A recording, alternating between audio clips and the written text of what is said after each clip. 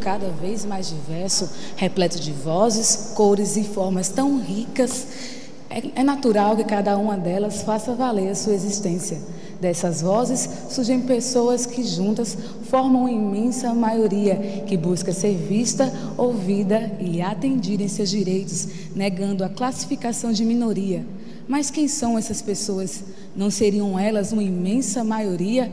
O programa Minoria Quem nasce para responder esse questionamento e busca discutir e dar voz à diversidade.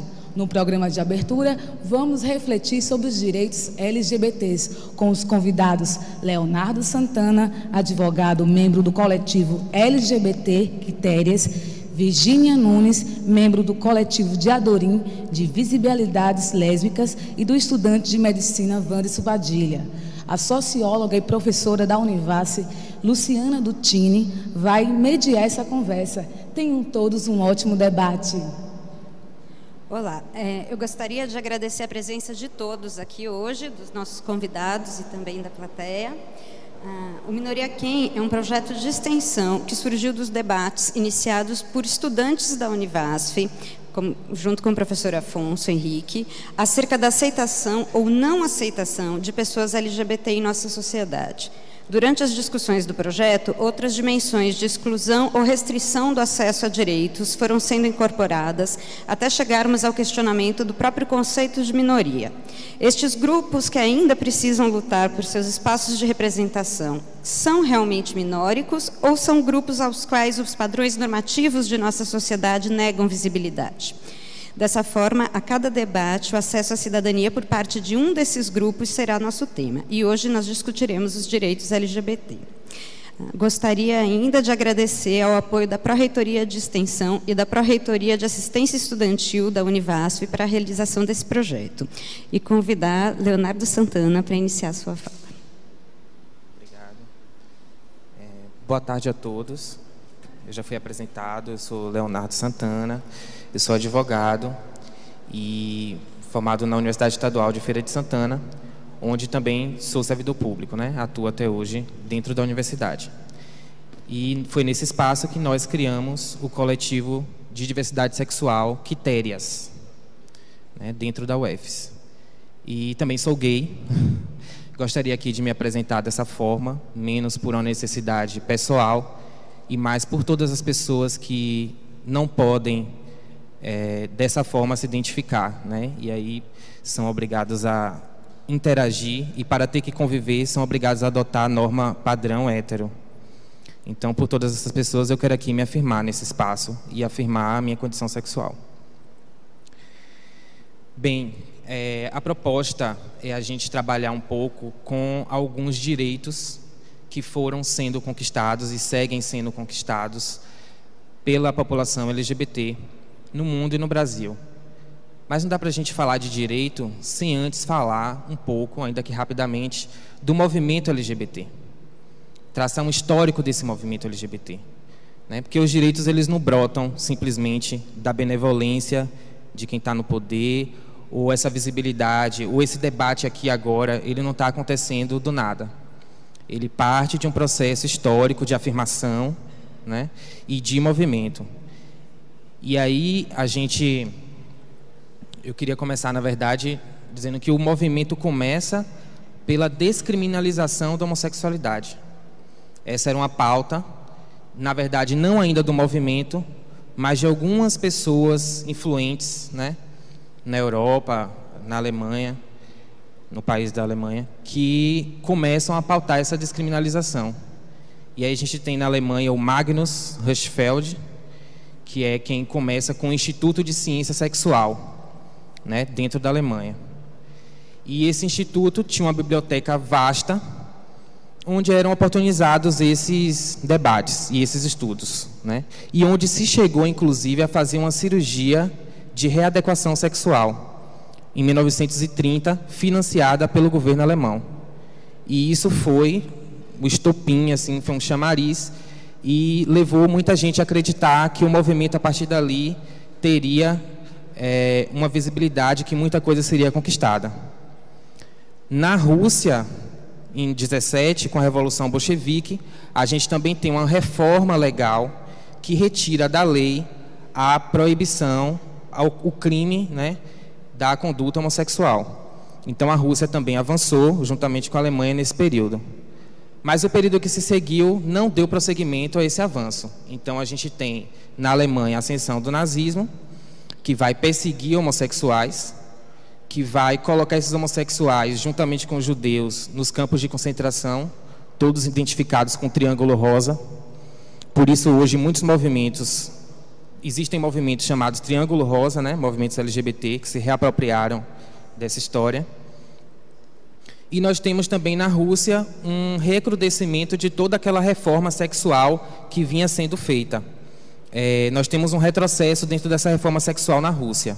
Então, não só com relação à homossexualidade, mas também com relação ao aborto, né, direitos reprodutivos aí das mulheres, nós temos, nesse período, década de 30 e 40, um retrocesso. Então, houve esse refluxo. Movimento mesmo só vai nascer nos Estados Unidos em 1969, que você tinha, né, em Nova York vários bares que atendiam ao público LGBT, e no dia 28 de junho de 69, um desses bares, o Stonewall Inn, ele foi invadido pela polícia, que na verdade invadiu o bar para fechar, né? Sobre a desculpa de que ali estavam sendo vendidas bebidas ilícitas. Só que aí você tem uma resistência dessas travestis, lésbicas, gays, que frequentavam aquele bar. Eles vão encurralar a polícia. Essa revolta, ela sai do bar, ela toma as ruas ali de Nova York, onde havia esse circuito de bares com o público LGBT, e os dias que se seguem são tomados por manifestações que ganham ampla divulgação e passam a ser conhecidas no mundo inteiro.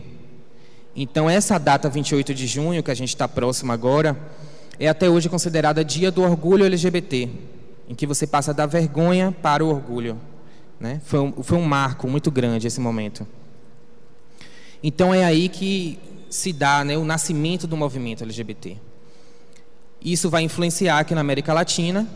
Então, década de 70, já você tem a formação do primeiro coletivo de luta homossexual, o Somos, que foi na Argentina.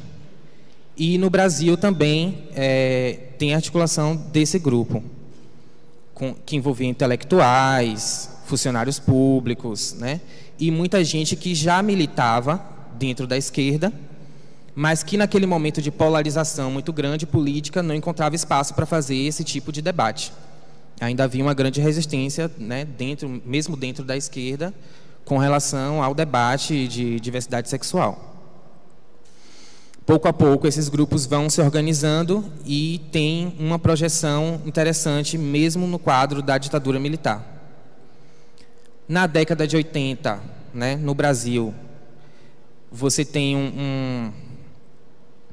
um refluxo desse movimento, porque nesse período houve toda a questão econômica, né, também de refluxo econômico, que influenciou o movimento no financiamento, na disponibilidade de militantes, e também o surgimento da AIDS, que fica caracterizada aí como a peste gay, né, da época. Então, os espaços de sociabilidade, os bares, eles são fechados temporariamente. Há um retorno à escuridão, vamos dizer assim, né? Ainda que momentaneamente, ainda que tentando descobrir o que estava acontecendo, até que, da metade da década de 80 em diante, com o processo constituinte, aquele movimento todo social e político que acontece no país, ele também influencia a reorganização do movimento LGBT. E nesse período a gente tem o surgimento das ONGs, né, que vão pegar a esteira da redemocratização e começam a promover a assistência e os programas de assistência e de educação com relação à AIDS para homossexuais. É claro que com a abertura dessas ONGs, né, que passam a ter uma relação com o Estado de financiamento, você tem espaços sendo criados em todos os lugares para prestar essa assistência, Só que não fica só no campo da assistência. Várias demandas começam a aparecer e esses grupos começam a tomar características também de movimento e começam a incorporar as pautas do movimento, né? Aí na década de 80 você tem o surgimento do Grupo Gay da Bahia, que é o mais antigo grupo em funcionamento no país e que foi o grupo que puxou o movimento nessa época, né? Foi o grupo que conseguiu retirar, por exemplo, do cadastro de doenças a homossexualidade no país. Foi uma das vitórias do GGB. Nesse período também, década de 80 e boom da AIDS, você tem o aumento da violência contra homossexuais, de forma muito acentuada. E o GGB também é pioneiro e é até hoje quem promove as estatísticas de morte mesmo, né? Estatísticas de crimes letais, homicídios contra a população LGBT. E vem desde lá promovendo essas mudanças, né? É claro que o movimento também na década de 90 vai passar por transformações. Esse movimento se amplia com a criação da ABGLT, que é a Associação Brasileira de Gays e Lésbicas, Transsexuais, Travestis, com a criação da ABGLT, que reúne hoje mais de 200 organizações, só dentro da ABGLT, filiadas, né? E é claro que a gente tem muito mais do que isso hoje em funcionamento no país. Hoje, estava até conversando mais cedo com Virgínia, a gente tem um protagonismo também muito grande dos coletivos universitários de diversidade sexual e de gênero, que vem pautando essa discussão dentro das universidades, que vem promovendo esses espaços de discussão e também de luta, né? Em parceria, claro, com outros movimentos. Então, essa pincelada histórica rápida é só para a gente ter uma breve noção de como a gente chega hoje, em pleno século XXI,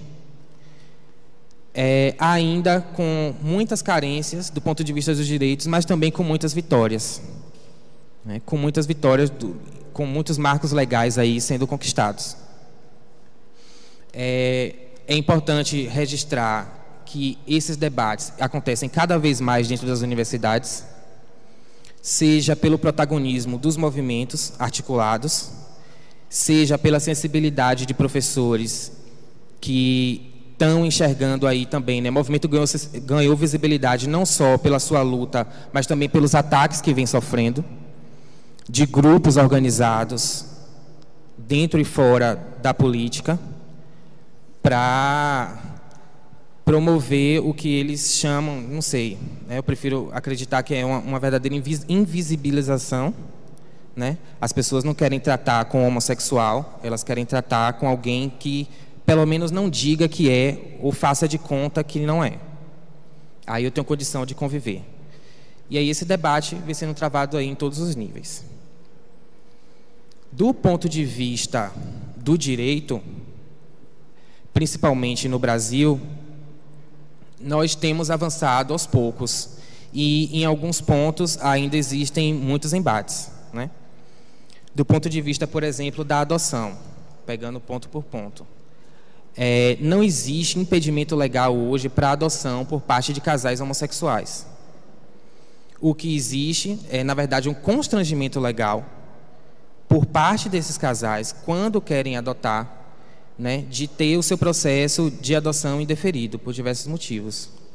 Mas impedimento legal não existe. E existem avanços hoje. Então, hoje está colocado hoje de forma majoritária a aceitação da adoção por parte de casais homossexuais. Isso foi, é claro, fruto da luta também dos movimentos, mas é um dos pontos que a gente tem uma certa evolução, assim, com relação a muitos países. Também com relação ao casamento, né? É tudo muito recente dentro dessas conquistas.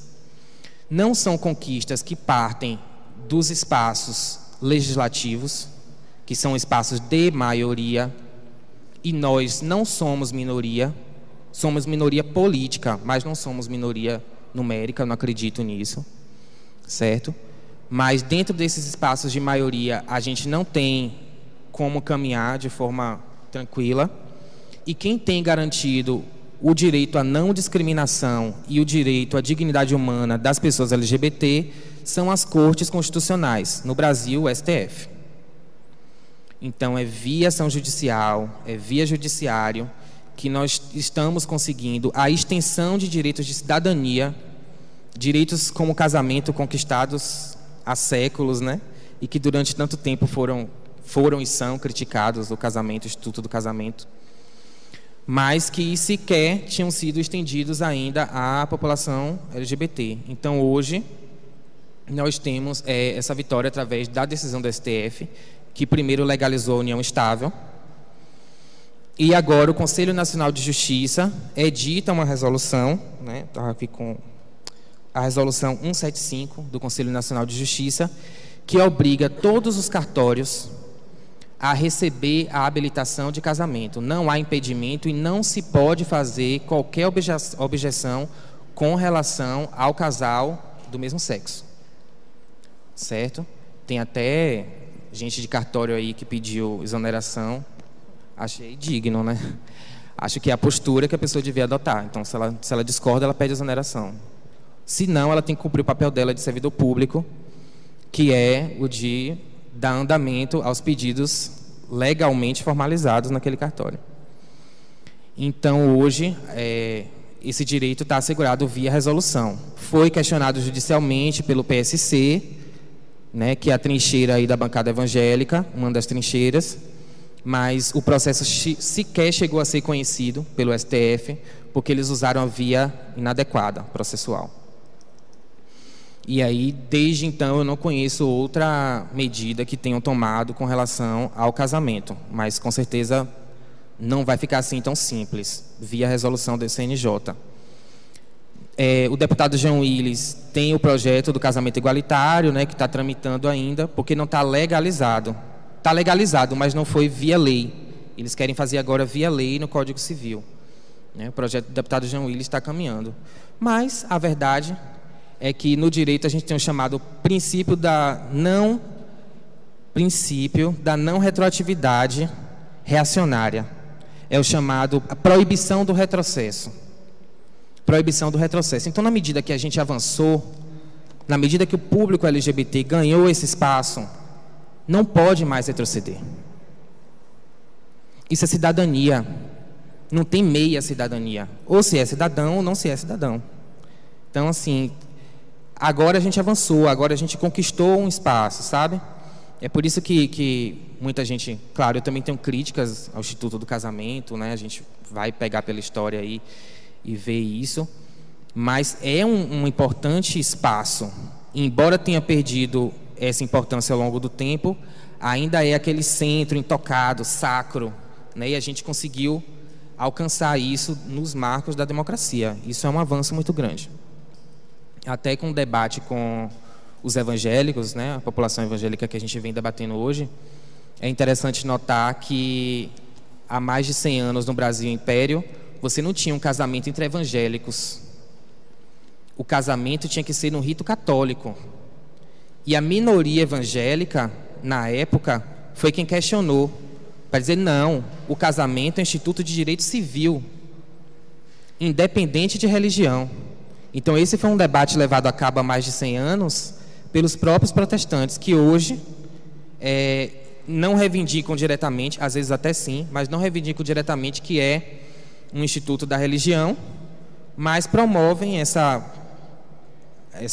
discussão ilógica com relação à extensão do casamento para casais do mesmo sexo, né? Sendo que não há impedimento qualquer que não seja moral a partir da visão deles.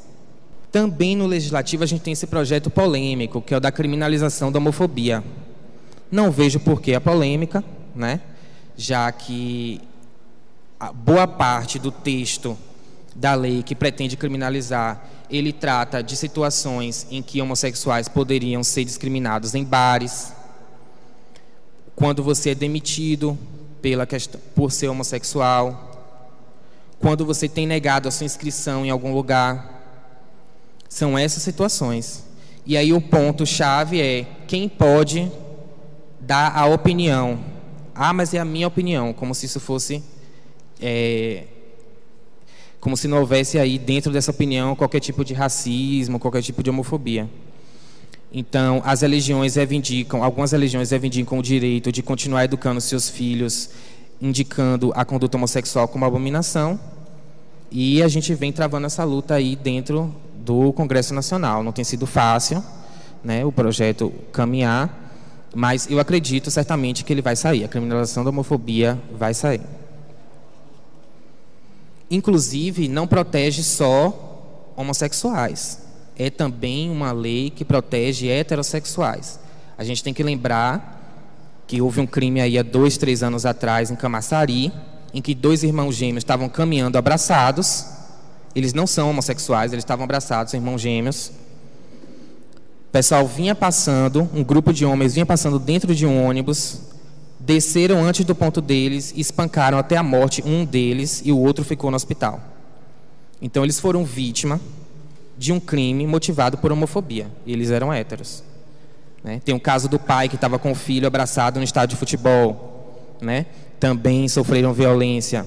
Então é uma lei que protege, na verdade, o gênero também, né?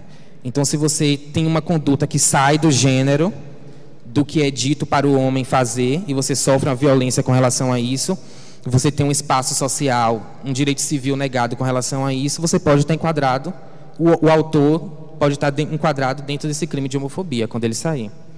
Então, não protege só a população LGBT. Nós temos na Argentina a Lei de Identidade de Gênero, que basicamente é uma lei que reconhece o direito da pessoa de determinar o seu gênero. Então você chega no cartório e diz: eu sou mulher, ou eu sou homem. Não precisa laudo, não precisa autorização judicial, não precisa nada, é você que determina. Essa legislação na Argentina é a mais avançada do mundo. E tem um projeto similar já em tramitação proposto por Jean Willis, dentro do Congresso, né? Então, quer dizer, qual é o efeito, né? Eu dizer que sou homem, eu sou mulher, ponto. Isso é uma convenção que hoje já não tem tantos efeitos práticos em termos de direitos, né? Então, não há por que obstar esse caminho, não há por que parecer científico, laudo ou o que for, que define se você é homem ou mulher não é um pedaço de nevo. É se você se sente assim, em que lugar você quer estar. E aí, na Argentina, o primeiro pedido não depende de autorização judicial. Agora, o segundo, se você depois quiser mudar, aí sim depende de autorização judicial, mas não tem parecer médico, psiquiátrico, nada disso. Eu sei que meu tempo está acabando, mas eu tenho que lembrar ainda só mais uma questão com relação à luta das travestis e transexuais, né, que, com relação às cirurgias, que hoje ainda é considerado doença, né, o transtorno de gênero. E para fazer a cirurgia de readequação sexual, eu posso ter, que tem uns termos, eu prefiro readequação sexual. Para fazer essa cirurgia, ela ou ele tem que passar 2 anos transgenitalização. Ele tem que passar 2 anos, ou ela, com acompanhamento de um psicólogo, certo? Esse acompanhamento, na verdade, o que o movimento está reivindicando não é que não tenha, mas é que o acompanhamento, ao invés de dizer que a pessoa é doente, para ter um laudo de que é doente e ter acesso à cirurgia, certo? O laudo precisa apenas dizer, orientar a pessoa, para saber se é isso mesmo que ela quer fazer. Por exemplo, alguém que nasceu sexo masculino, quer fazer a cirurgia para se tornar uma mulher, vamos dizer assim. A conduta do psicólogo, me desculpe, eu não sou psicólogo, mas a gente debate isso, é de dizer, você precisa fazer essa cirurgia para se tornar uma mulher? Será que você não está reproduzindo um padrão? É ter acesso a esse conhecimento para ajudar a pessoa nesse sentido. Não é fazer como Marco Feliciano quer fazer. Cura gay, né? Ah, mas a pessoa está transtornada. Ela está transtornada porque existem pessoas como você, que discriminam, que alienam outras pessoas. Aí ela está transtornada porque ela vive numa sociedade discriminatória. E ela precisa ter autonomia para afirmar sua condição sexual. E não promover o charlatanismo, porque é charlatanismo, certo? de dizer que você vai esconder a orientação sexual de alguém para adequá-la a um padrão. Então, é isso. Eu tinha outras coisas aqui, mas já extrapolei. Fica para o debate. Estou aberto aí para as perguntas. Obrigada, Leonardo. E agora eu gostaria de chamar a Virgínia Nunes, que trabalha no Núcleo de Adorim da Universidade Estadual da Bahia e é militante da Liga Brasileira de Lésbicas. Obrigada, Luciana. Boa tarde a todos e a todas. Eu vou perguntar aqui para vocês, antes de começar, quem aqui é do movimento social local? Se puder levantar a mão. Bacana, movimento social local. Alguém do movimento LGBT local? Movimento universitário, coletivo de universitários? Show, é isso aí. Estou perguntando porque, assim, eu fui convidada para falar do meu lugar, da minha experiência como militante. Então, eu também, Léo, a intimidade, pensei em dar uma historicizada e fiquei feliz. E vou pegar a partir de um ponto seu, dessa sua historização. Mas antes, eu preciso me situar como sujeito e falar porque eu estou aqui. Agradeço o convite, conhecer Petrolina e Juazeiro, espaços que eu não conhecia, e conhecer a universidade de vocês, que é muito bonita. E agradecer a professora Luciana, ao professor Henrique, pelo convite de estar aqui, e a quem pensou esse projeto, principalmente aos estudantes que trouxeram a perspectiva da Universidade Livre, né, um movimento de rede social que fomentou esse espaço agora. Então, meu salve são para vocês que pensaram esse momento. Eu agradeço. Sem vocês, a LBL, a Liga Brasileira de Lésbicas, não estaria aqui.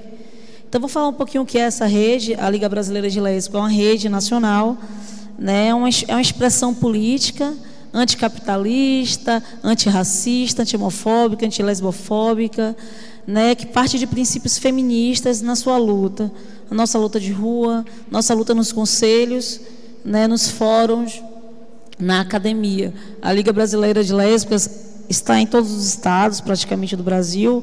Aqui em Pernambuco, Bahia, Pernambuco, temos a companheira Thaís, que está em Recife, mas aqui na Bahia também há uma rede, como fala a companheira aí de Paiva, pulsante, cabeçuda, que está permeada em diversos espaços. Então, nós somos da Liga, então quem é da Liga se liga. A Liga aceitou o convite e veio passar um pouquinho da experiência para vocês. Essa experiência de um movimento social. Então, assim, a Liga Brasileira de Lésbicas surgiu nesse processo histórico que Léo falou, em 2003, está dentro do Fórum Social Mundial, de uma discussão, como o Grupo Somos surgiu na USP, né? Também no processo de discussão, a Liga Brasileira também surgiu no momento que as lésbicas estavam reunidas discutindo o seu papel dentro do movimento. E aí decidiram, né, não decidiram do nada, decidiram pelo machismo que está dentro do movimento homossexual, né, pela heteronormatividade que está dentro do movimento feminista. Então, fundar um grupo também de lésbicas e mulheres bissexuais que pegasse todo o território nacional. Essa é a Liga.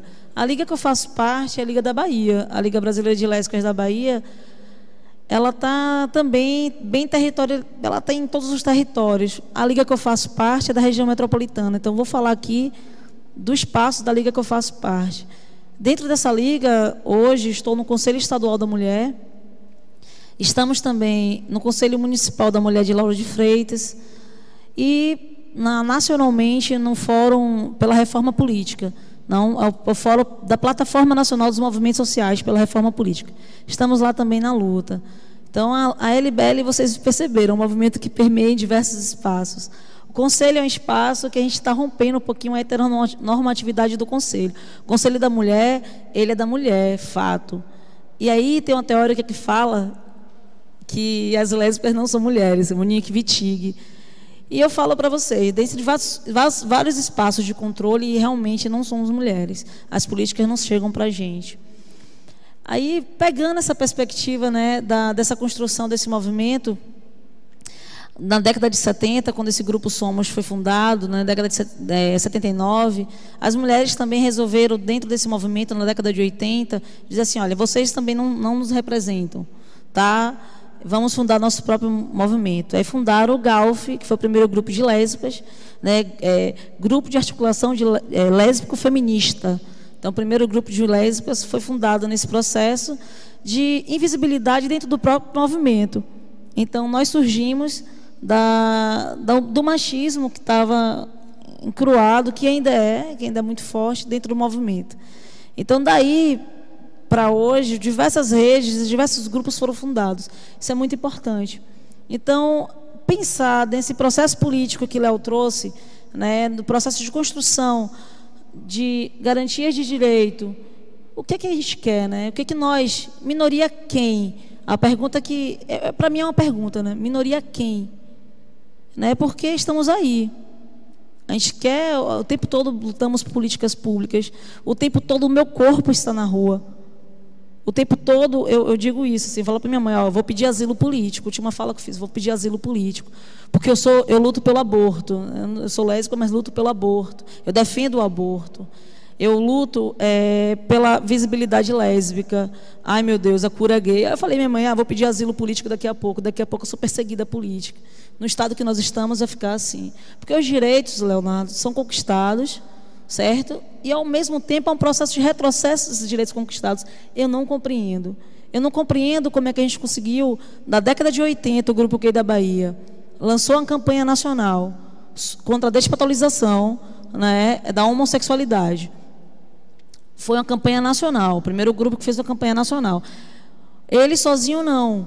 Como foi uma campanha nacional, foi abraçado por diversos grupos. Então, os diversos grupos conseguiram trazer para o debate a homossexualidade como não como uma doença, como uma patologia. E hoje a gente sofre um retrocesso de direitos. O que é isso? Né? Que retrocesso é esse? Que processo é esse que, segundo Leandro Collin, o processo da cura gay é inconstitucional? Ele é inconstitucional, não é isso? Porque você tem um decreto, a organização, o Conselho Federal de Psicologia tem um decreto. Aí eu trouxe para vocês os 2 pontos, porque às vezes a gente discute tanto um processo e não sabe de fato o que quer dizer com cura gay. Eu vou bater um pouquinho sobre isso, porque eu acho que é isso que me move aqui hoje. É pensar como esse fundamentalismo religioso está me ameaçando e ameaçando a todos e a todas que fazem parte do mesmo segmento que o meu. Mesmo que não se reconheça como tal, mas também estão expostos, seus corpos estão expostos a todos os tipos de violência. Então, eu não tenho como não falar hoje, dentro da perspectiva do movimento social, sem falar sobre o grande mal que é o fundamentalismo religioso. Me perdoe, eles estão me matando. Estão me matando, estão retrocedendo a luta que é histórica, que é uma luta desde a década de 70, mais especificamente nem na década de 70. Na década de 40, a Facchini fala uma coisa que é bem interessante. A Regina Facchini, que escreveu um livro chamado Sopa de Letrinhas, que vocês devem conhecer, se não conhecem, é bom ter acesso. Mas ela fala assim, que desde a década de 70, tanta repressão policial contra a repressão médica, científica, é o espaço que nós estamos hoje, né, da ciência. Tanta repressão médica contra a ciência, ela nos repreendia e nos torturava. Os institutos psiquiátricos nesse período, né, havia uma internação compulsória. Olha, esses termos parecem com alguma coisa. Então, década de 40, internação compulsória. Então, mesmo se você não se identificasse como tal, você não precisava dizer que você era gay. Não precisava. Você era internado se houvesse qualquer tipo de denúncia ou achassem que você era como tal. Olha, parece alguma coisa, né? A década de 40. Então, desde aquele momento, não houve os movimentos sociais, não havia ainda movimentos sociais como hoje é caracterizado. Não tem como dizer como cada dia mais a gente se atualiza, o movimento social muda, né? Eu não estudo movimentos sociais, mas imagino que quem estude o tempo todo altera, né, alguma coisa, que a gente está sempre se renovando. Mas nesse momento existiam guetos, né? A gente se guetizava, espaço de sociabilidade. A gente tem que pensar que esses espaços de sociabilidade ainda existem. Em Salvador, a gente vai para o Beco dos Artistas, a gente vai para o Beco da OFF, né? Aqui eu não sei, eu quero conhecer, mas assim, eram os guetos que eram os espaços, né, de sociabilidade. Então, pensar que nessa década de 40, eu fico imaginando qual era esse espaço de sociabilidade, mas existiam. Após esse momento, sim, nos reunimos e pensamos, vamos fazer um movimento social, e foi surgindo, não surgiu do nada, surgiu de vários processos mesmo, de várias marcas dos nossos corpos. Eu vou ter que falar dos nossos corpos, porque eu não consigo não me pensar lésbica sem o sujeito que eu sou. Eu sou lésbica, sou feminista, e me construí assim, eu venho me construindo nessas perspectivas, tanto de lésbica quanto de feminista. Então, vem dessa luta anterior. E aí eu trago, volto para a questão da patologização, para a gente pensar como esse retrocesso dessas lutas, dessas conquistas desses direitos. Ora, vamos pensar, né? Eu trago para vocês. A gente faz uma luta como essa, você vê, o Luiz Motti está aí, o GGB ainda existe, um grupo da década de 80, Marcelo Cerqueiras, tem um movimento bacana, mas naquele período lutaram, fizeram um movimento, conseguiram com outros grupos tirar o homossexualismo como doença. Hoje a gente volta à rua pelo mesmo motivo. Sim, que é isso? Direitos de quem? Né? Então precisamos refletir dentro desses coletivos universitários. E fico pensando também, eu conversei com o Léo isso, qual é a luta política de vocês? Né? Eu fico refletindo qual é o processo político de vocês. Eu tenho uma certa curiosidade sobre isso, porque eu fico hiper feliz quando eu vejo vocês organizadas e organizados. Né, somam-se à luta. As manifestações agora, as manifestações, elas se tornaram nacionais, né, movimentação jovem, e abraçou diversos movimentos. Eu espero e desejo que dia 28, quando o Marco Feliciano vier para cá, a gente vá para a rua também. Eu gostaria de estar aqui, que a gente possa visibilizar a bandeira e dizer não a esse processo que está da cura gay e enfim, a renunciar ao que está imposto. A gente precisa desconstruir essa estrutura que está nos matando. E eu preciso frisar isso para vocês, porque é o que está nos atingindo. Não há como pensar o movimento social hoje sem pensar no fundamentalismo religioso, sem pensar, como disse Felipe Fernandes, um antropólogo muito bacana, em feminizar o movimento. Precisamos trazer o feminismo de volta, muito mais ligado, muito mais entrelaçado ao movimento social, porque através do feminismo há uma transformação. Eu vi um estudante com a camisa aqui bem interessante, que tem um símbolo parecido com esse que eu estou usando. Olha, os símbolos se parecem, nos reconhecemos. Então, nossa luta por um Estado laico de verdade, nossa luta é por direitos iguais, nem mais nem menos, não é isso? Temos diversas lutas em comum e eu nem lhe conheço. Eu não conheço vocês, mas eu sei que nossa luta é muito igual, muito parecida. Então, venho trazer para vocês esse pensamento e dizer assim, que esse retrocesso, como o Leandro falou, de inconstitucional, ele atinge 2 pontos, que é um projeto do deputado, preciso situar o nome do sujeito, né? É um projeto de autoria do deputado João Campos, do PSDB, e levado a cabo também pelo deputado, né, presidente da comissão, pastor Marco Feliciano. A proposta revoga 2 trechos da resolução número 1 de 99, do Conselho Federal de Psicologia. O primeiro, a que proibia que profissionais da área da psicologia participar de terapia para alteração da orientação sexual. Eu fiquei imaginando se existe alguma terapia para a cura da heterossexualidade. Assim, eu fico pensando se algum hétero que vai para o posto de saúde procura um psicólogo para tratar da heterossexualidade. Para que está muito feio isso, né? É isso. Então existe um processo de tratamento para a minha homossexualidade, mas passou a heterossexualidade, não, peraí, não é bem assim. Né? Há diferenças, essas diferenças sexuais existem, né? Não vamos dizer que não, não somos todos iguais, mas não somos anormais, né? E de atribuir caráter patológico, de novo, de doença à homossexualidade. Estamos em 2013. Olha, temos que repensar. E temos que repensar de que forma a gente vai lutar contra o que está imposto, que está instituído. Temos que refletir sobre qual manobra eu trago para vocês como a gente pode lutar contra esse fundamentalismo religioso perverso e que continua tentando, como fala, vou situar de novo a companheira Eide, esses homens de Deus que pregam palavras que regulamentam o nosso corpo e nossos desejos. Então, precisamos repensar como esse fundamentalismo religioso está nos atingindo. Acho que o Estado é laico, está na Constituição, e temos que respeitar isso. Nem mais, nem menos. Respeite meus passos, que eu respeito o seu também. Então, eu vou falar uma frase que a gente diz muito lá na Bahia, e que, além do sapatão, da música que a gente canta, mas eu vou dizer assim, é preciso lesbianizar e racializar o Estado. A gente precisa repensar nossos conceitos. É preciso, senão muito mais mortes, muito mais índices do GGB. Imagina, na Bahia, as lésbicas estão morrendo assim, de forma muito perversa. A homofobia está nos matando e não é crime, como você falou, né, Léo? Mas precisamos repensar isso também. E não é. O que acontece? Eu só vou situar os 2 casos para finalizar. Os 2 casos da Bahia, porque um caso, vocês souberam, as meninas de Camaçari, que caiu em toda a rede social, né? As 2 meninas cantavam de mãos dadas, um ex-companheiro de uma delas assassinou as 2 em Camaçari, viviam juntas.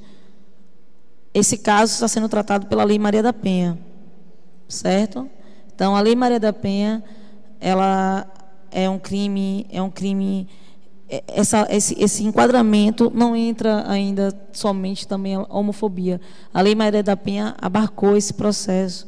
Então, não há como chegar na justiça e dizer, não, foi homofobia. Não existe. Então, o outro caso de assassinato de lésbicas está sendo enquadrado como tráfico. Eu não gosto de lembrar, porque a cena vem muito na cabeça, porque muito perverso, foi muito perverso. Acho que ainda atinge muito a minha alma de militante, de 15 anos de militância. Quero dizer assim, a gente está morrendo.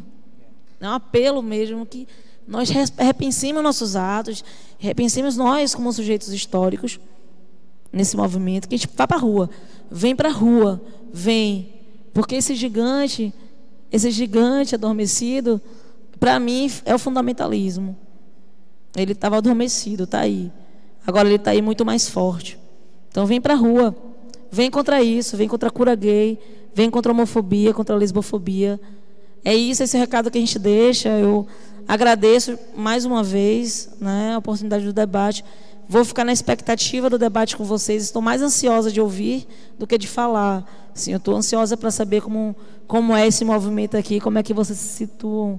Tá, Luciana? Obrigada. Desculpa pelo tempo extrapolado. É assim mesmo, um sapatão no microfone, não larga, não. Obrigada, Virgínia. No próximo bloco, você vai acompanhar as considerações do estudante de medicina, Wanderson Padilha, e também as perguntas da plateia. A gente volta já.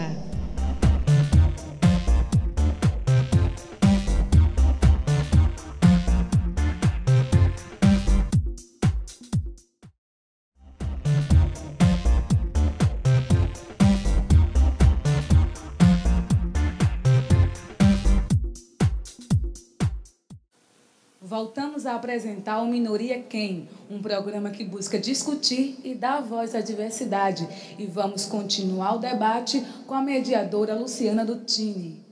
E agora com vocês, Wanderson Padilha, estudante de medicina da Univasf. Queria começar falando assim que esse tipo de debate é um debate novo para mim, né? Eu sou estudante de medicina da Univasf, estou compondo também o grupo de estudantes, né, com a ajuda dos professores, que estamos construindo esse projeto, Minoria Quem, que vai procurar trazer esses debates para a universidade, né? E aí eu estou me arriscando nesse espaço onde eu nunca fiz esse tipo de debate, né, a respeito da questão LGBT, que é um debate que acho que a gente precisa começar a inserir mais dentro dos espaços da universidade, né? Porque apesar de a gente ver que é um espaço, a universidade, né, onde a gente tem muito dessas minorias, aí por isso que no grupo a gente acaba chamando de maiorias também, né? mesmo tendo esse grande contingente de pessoas que podem estar puxando esse debate, a gente vê que o debate ele ainda é incipiente, né? Ainda falta a gente conseguir avançar um pouco, trazer um pouco mais esse tipo de discussão para dentro da universidade. E aí eu queria iniciar o debate tentando relembrar um pouco por que a gente está aqui, né? Porque a gente pensou nesse momento e nesse espaço para hoje, né? Para esse mês de junho. E aí, trazendo um pouco do resgate histórico que Leonardo já trouxe, né?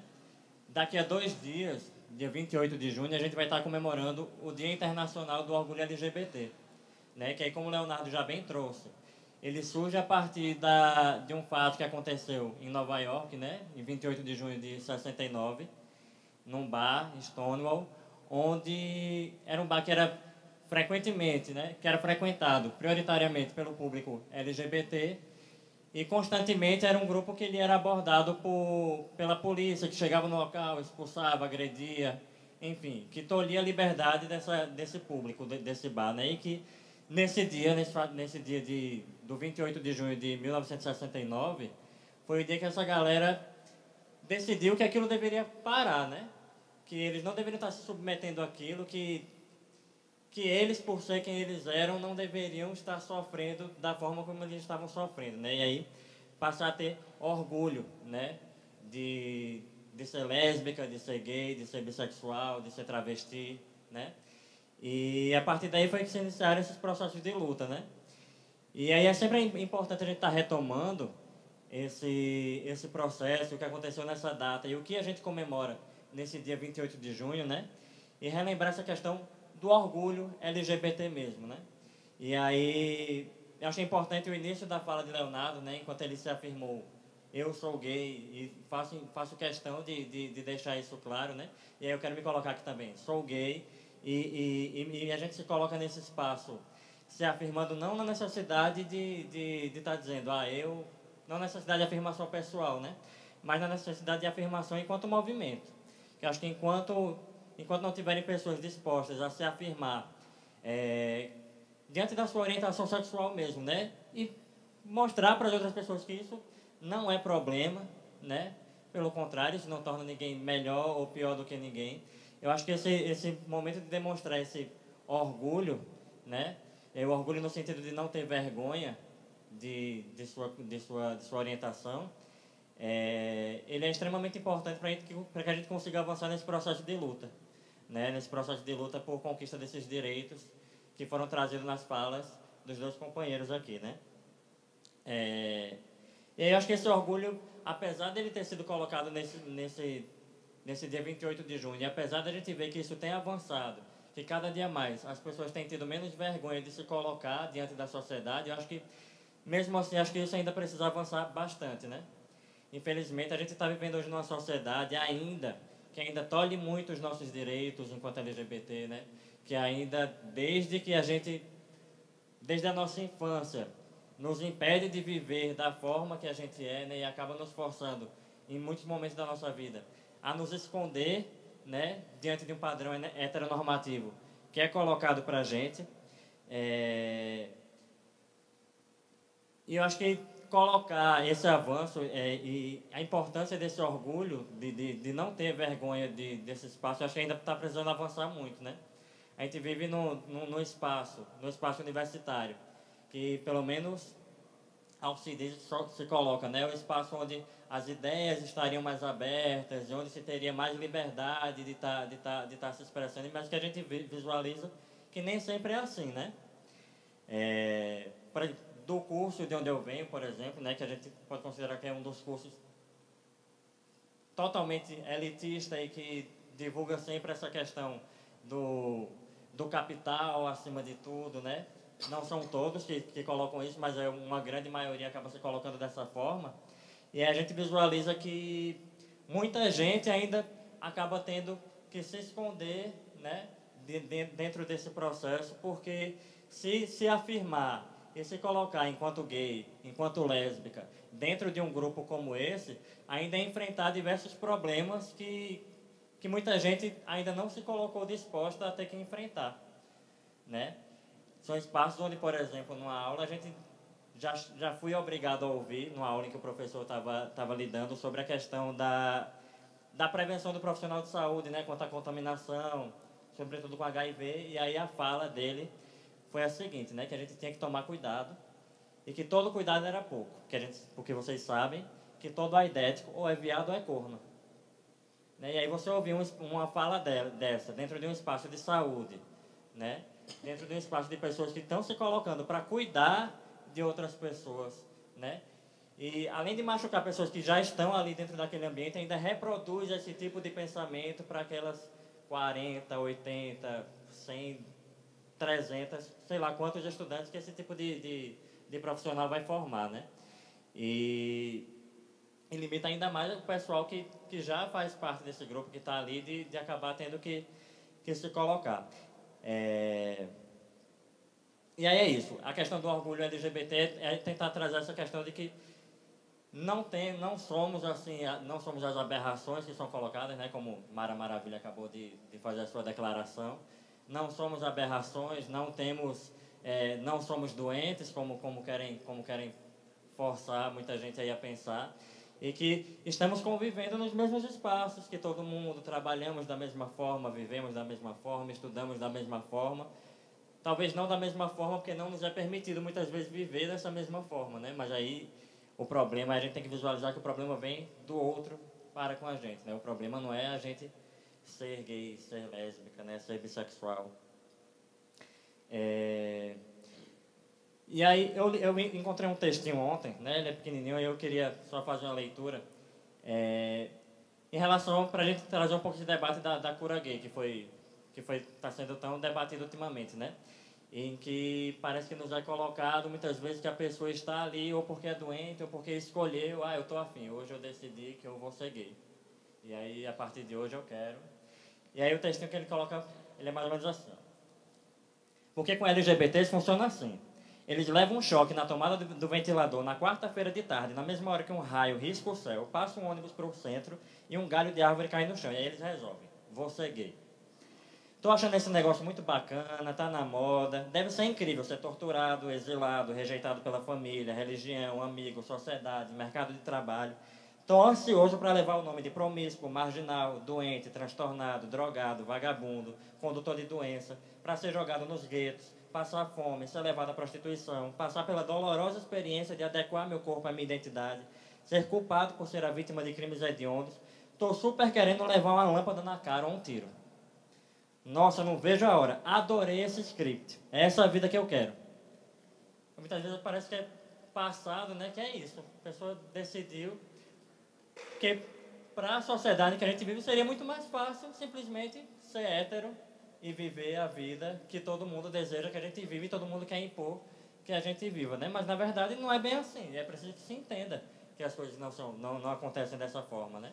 A gente nasce e aí durante a nossa infância é colocado pra gente que o certo é o menininho namorar com a menininha e que aí você não pode ter desejo por alguém do mesmo sexo, e aí você começa a perceber que sente esse desejo, aí você começa a sofrer sozinho, porque na escola o primeiro xingamento que vai aparecer quando querem denegrir alguém é chamar o seu colega de viadinho, né?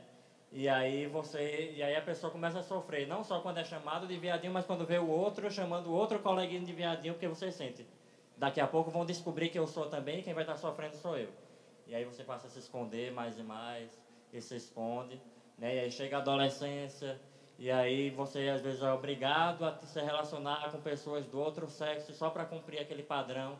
E aí além de se machucar, acaba machucando a outra pessoa que acaba sendo enganada, né, digamos assim, diante desse processo. E aí vai passando a vida e tem muita gente que passa a vida inteira sem conseguir sair desse processo de se esconder, né, de estar dentro do armário, e é assim que o histórico de vida é colocado. Aí uma coisa interessante, né, que Virgínia trouxe, que a questão do autor do projeto de cura gay, né, João Campos, do PSDB, e aí ontem eu li uma entrevista em que ele colocava que ele achou que o público, que a comunidade LGBT ia agradecer a ele pelo projeto, né? Porque achava que todo mundo estava a fim de se curar e era um absurdo que o Conselho Federal de Psicologia não permitisse isso.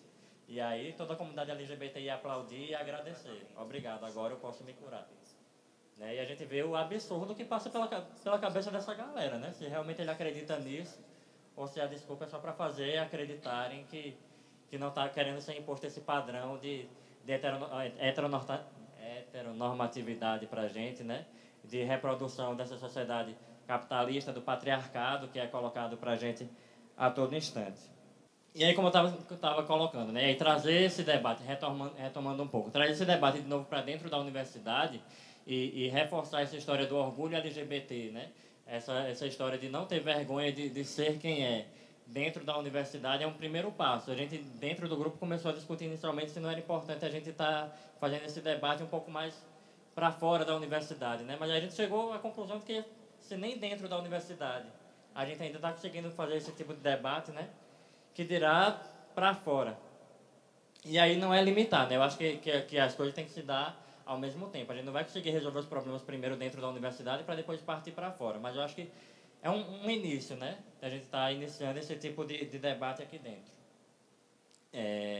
Até porque eu acho que trazer esse tipo de debate vai conseguir fazer com que muita gente comece a repensar, né? Muita gente que ainda tem medo, que ainda não consegue se colocar dentro dos espaços, né? Que ainda vive dentro do armário. E acho que a gente precisa tirar a universidade de dentro do armário, né? Acho que a gente precisa começar a debater esse tipo de questão mais amplamente, mais naturalmente, da forma mais natural possível, né?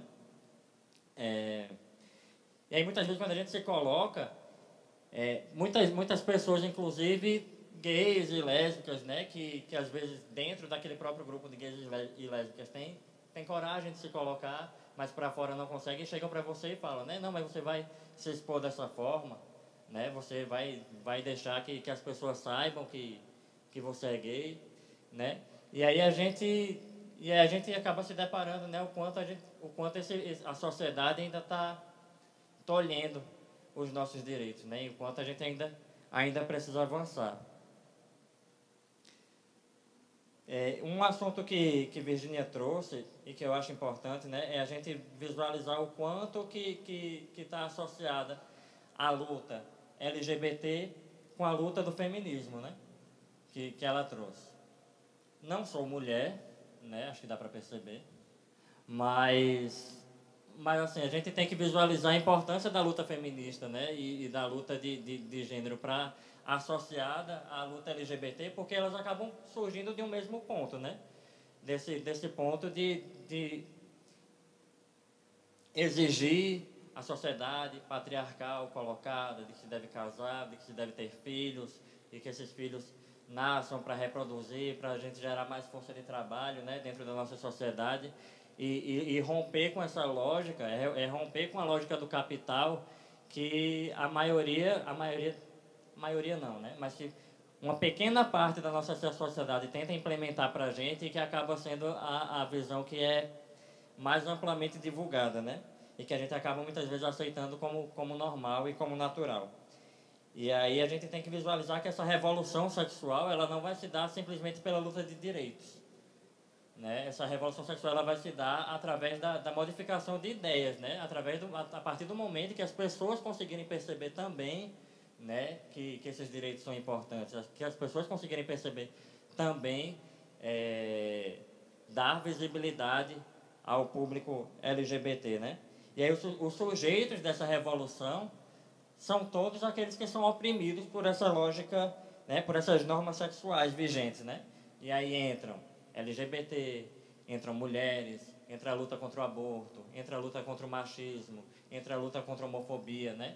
Tudo isso acaba entrando muito, muito próximo. E por isso acredito que é uma luta que deve ser associada, né? E acho que por isso também que Virginia trouxe essa importância dessa luta.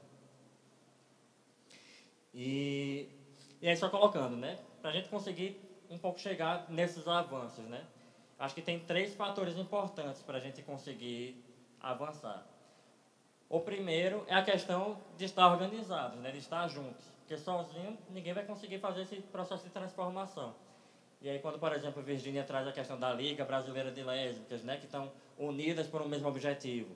Quando o Leonardo traz a questão do coletivo universitário lá, né, do coletivo Quitérias, lá da Estadual de Feira de Santana, e tantos outros coletivos e grupos e núcleos que debatem, né? Não é simplesmente para reunir um grupinho de amigos e ficar discutindo, é porque só organizados, só juntos, a gente vai conseguir trazer algum processo de transformação, né? E aí é estar juntos, é estar estudando, né? É estar compreendendo tudo o que acontece, né? Não é simplesmente sair falando por aí que a homofobia é ruim, que isso, que aquilo. Mas não compreender os processos pelo qual se dá isso, né? Os processos pelo qual a gente vai conseguir fazer essa transformação. E a partir daí, partir para a luta. E aí a luta concreta por mudanças na nossa sociedade, né? E para atingir os objetivos que a gente quer de uma sociedade que fuja dessa heteronormatividade, fuja dessa questão do patriarcado, e para que a gente consiga finalmente ter os nossos direitos iguais. E eu queria finalizar com um trecho, uma frasezinha que Cecília Meirelli traz, né? Muito do que a gente sabe que é importante, o que a gente quer hoje para a gente é a questão da liberdade, né? E aí a frase que ela traz, que eu queria deixar é liberdade.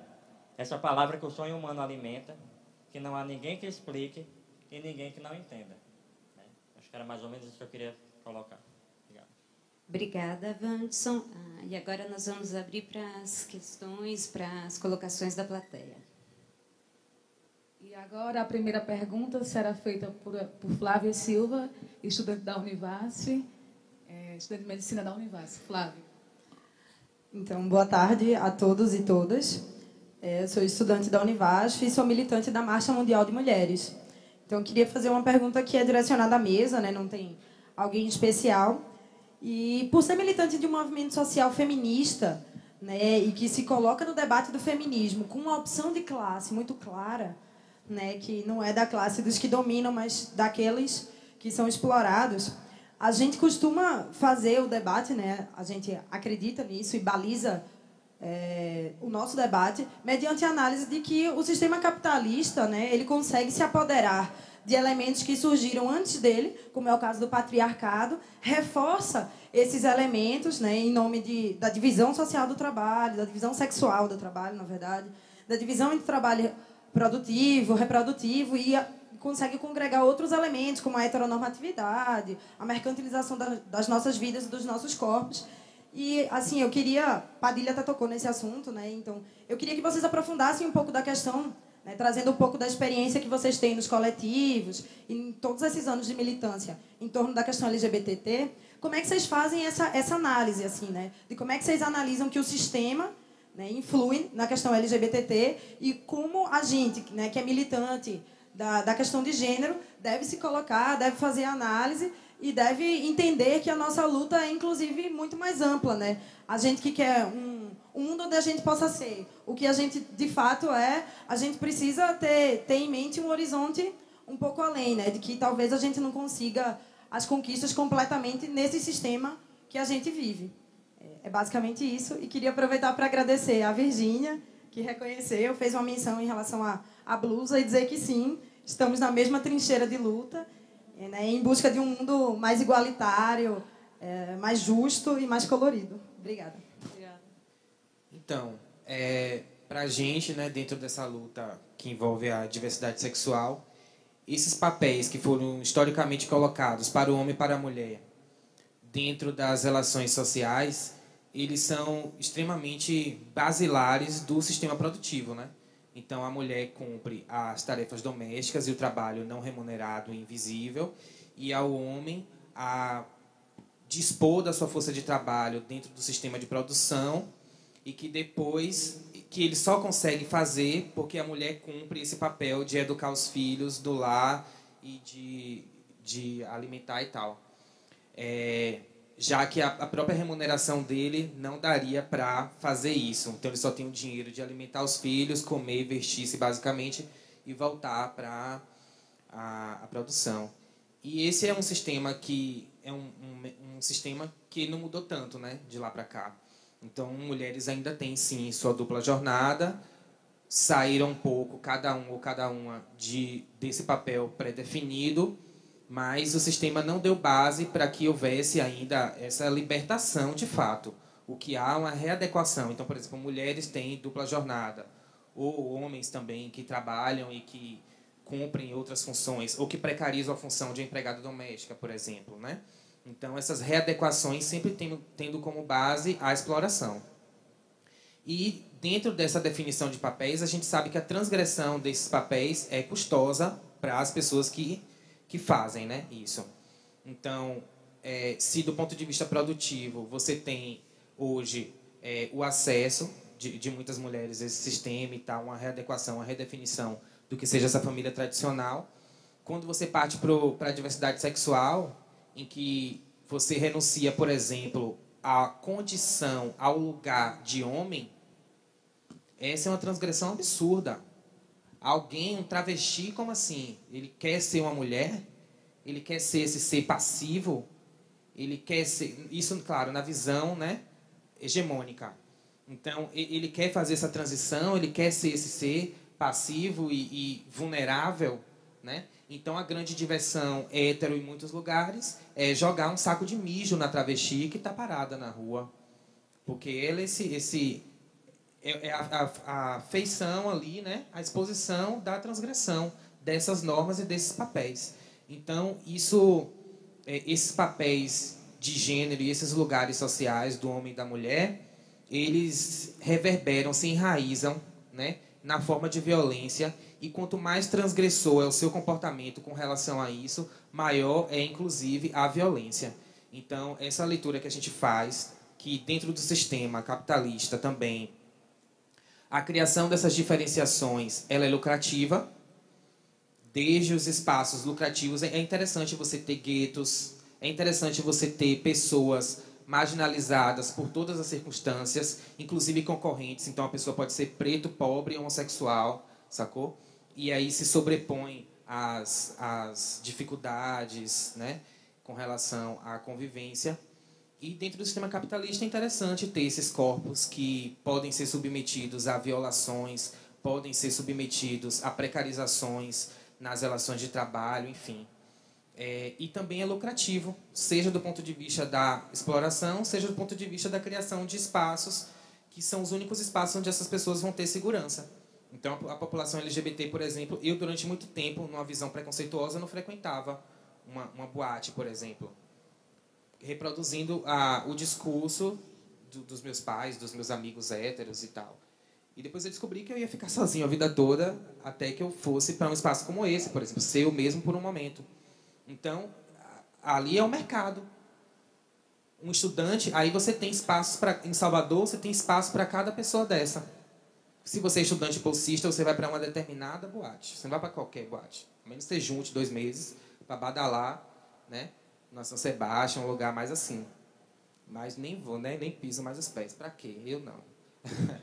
Mas, né? Vamos puxar isso aí. Então, essas normas, dentro do sistema capitalista, produzem essas diferenciações e produzem, sim, violências. E a gente precisa estar atento ao todo, ao patriarcado em todas as suas consequências. Olha, Léo, e trazendo para o contexto, eu vou ser muito breve, né? Porque eu acho que tem outras pessoas que querem também estar fomentando o debate, mas ela falou da marcha, eu estava aqui dançando, né? Porque eu acabei de vir de São Paulo, a camisa que eu estou utilizando foi a atividade também em conjunto com a Marcha Mundial de Mulheres. E lá a marcha, hoje, é que está sendo fomentada a lesbianidade dentro da marcha. Quer dizer, o movimento de lésbicas surge no movimento feminista, porque para trazer isso que você traz, essa questão, pensar LGBT nessa estrutura, nesse sistema capitalista que nós vivemos, né?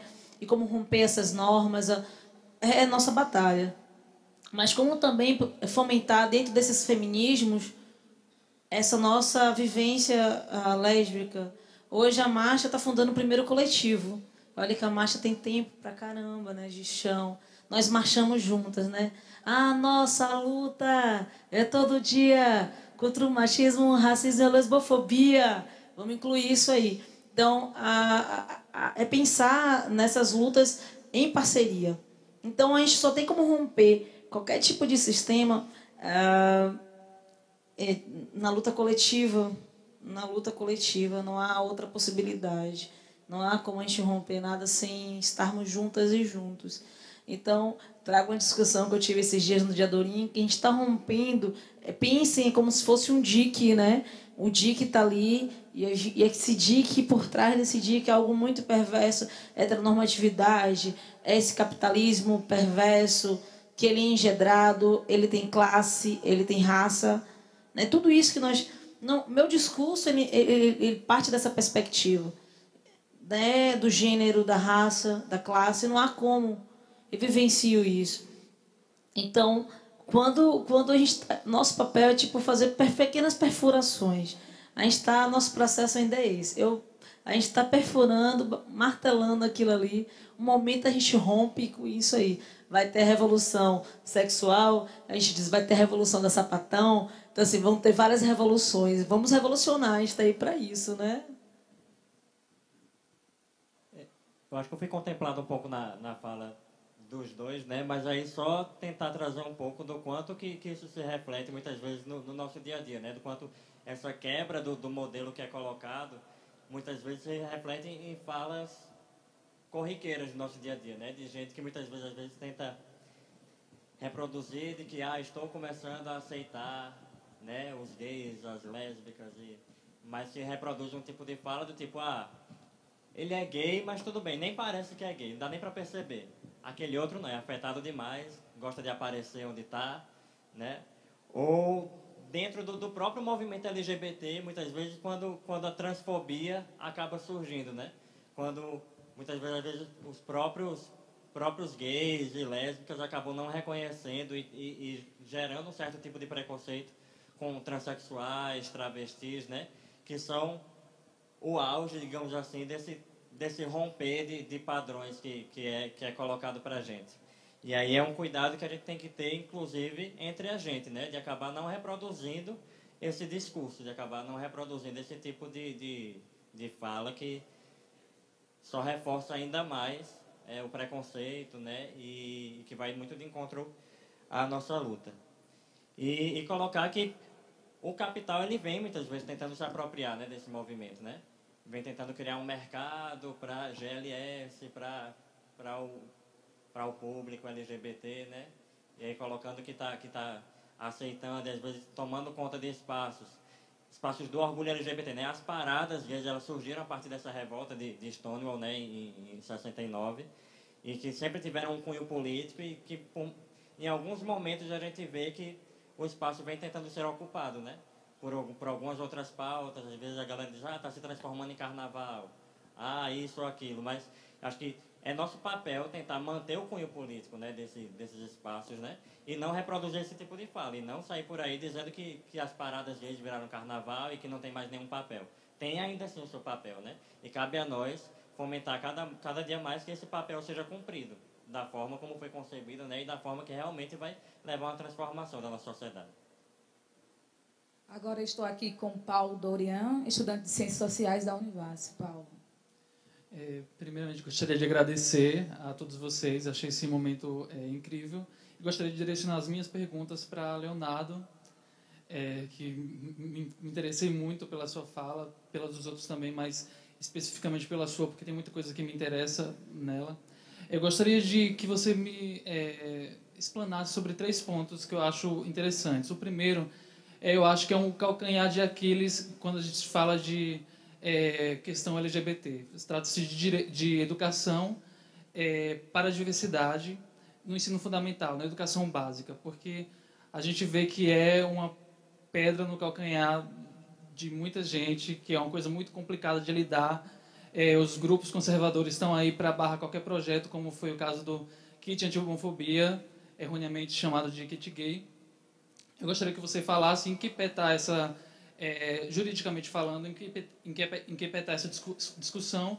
E também gostaria que você falou um pouco da questão do processo terrível, que é a questão demorada da transgenitalização, que é a readequação sexual das transexuais.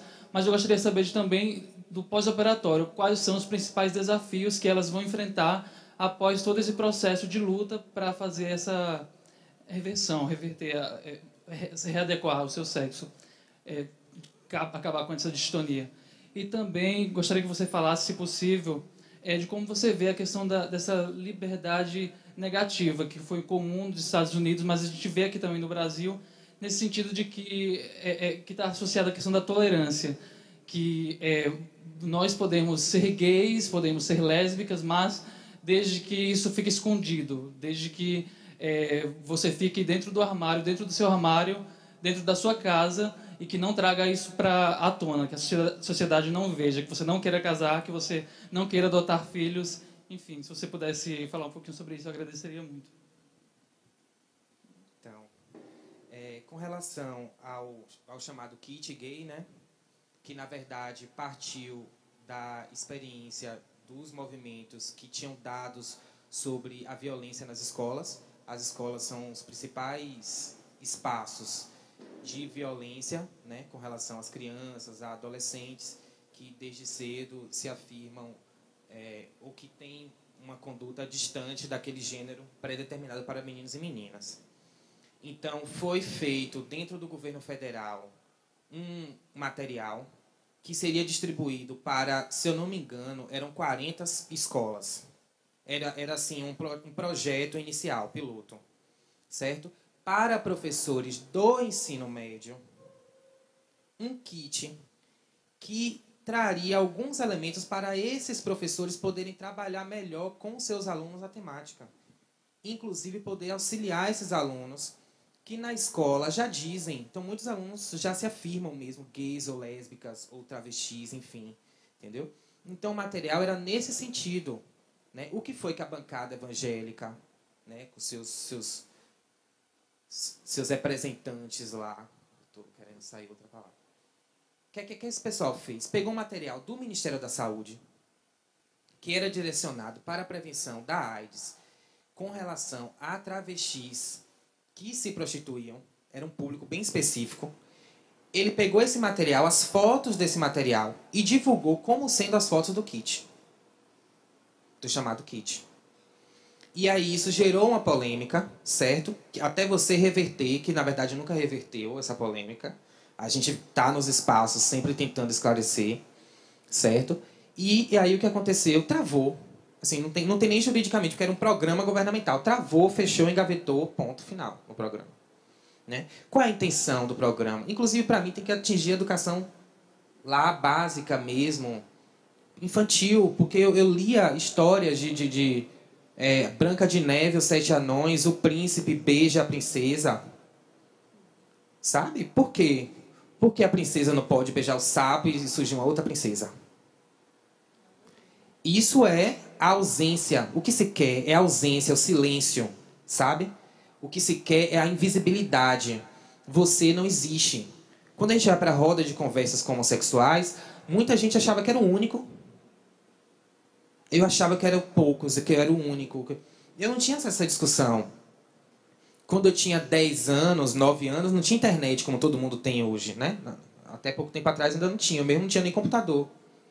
Então eu não estava nas redes, eu não conhecia, não sabia nada, não falava nada com ninguém.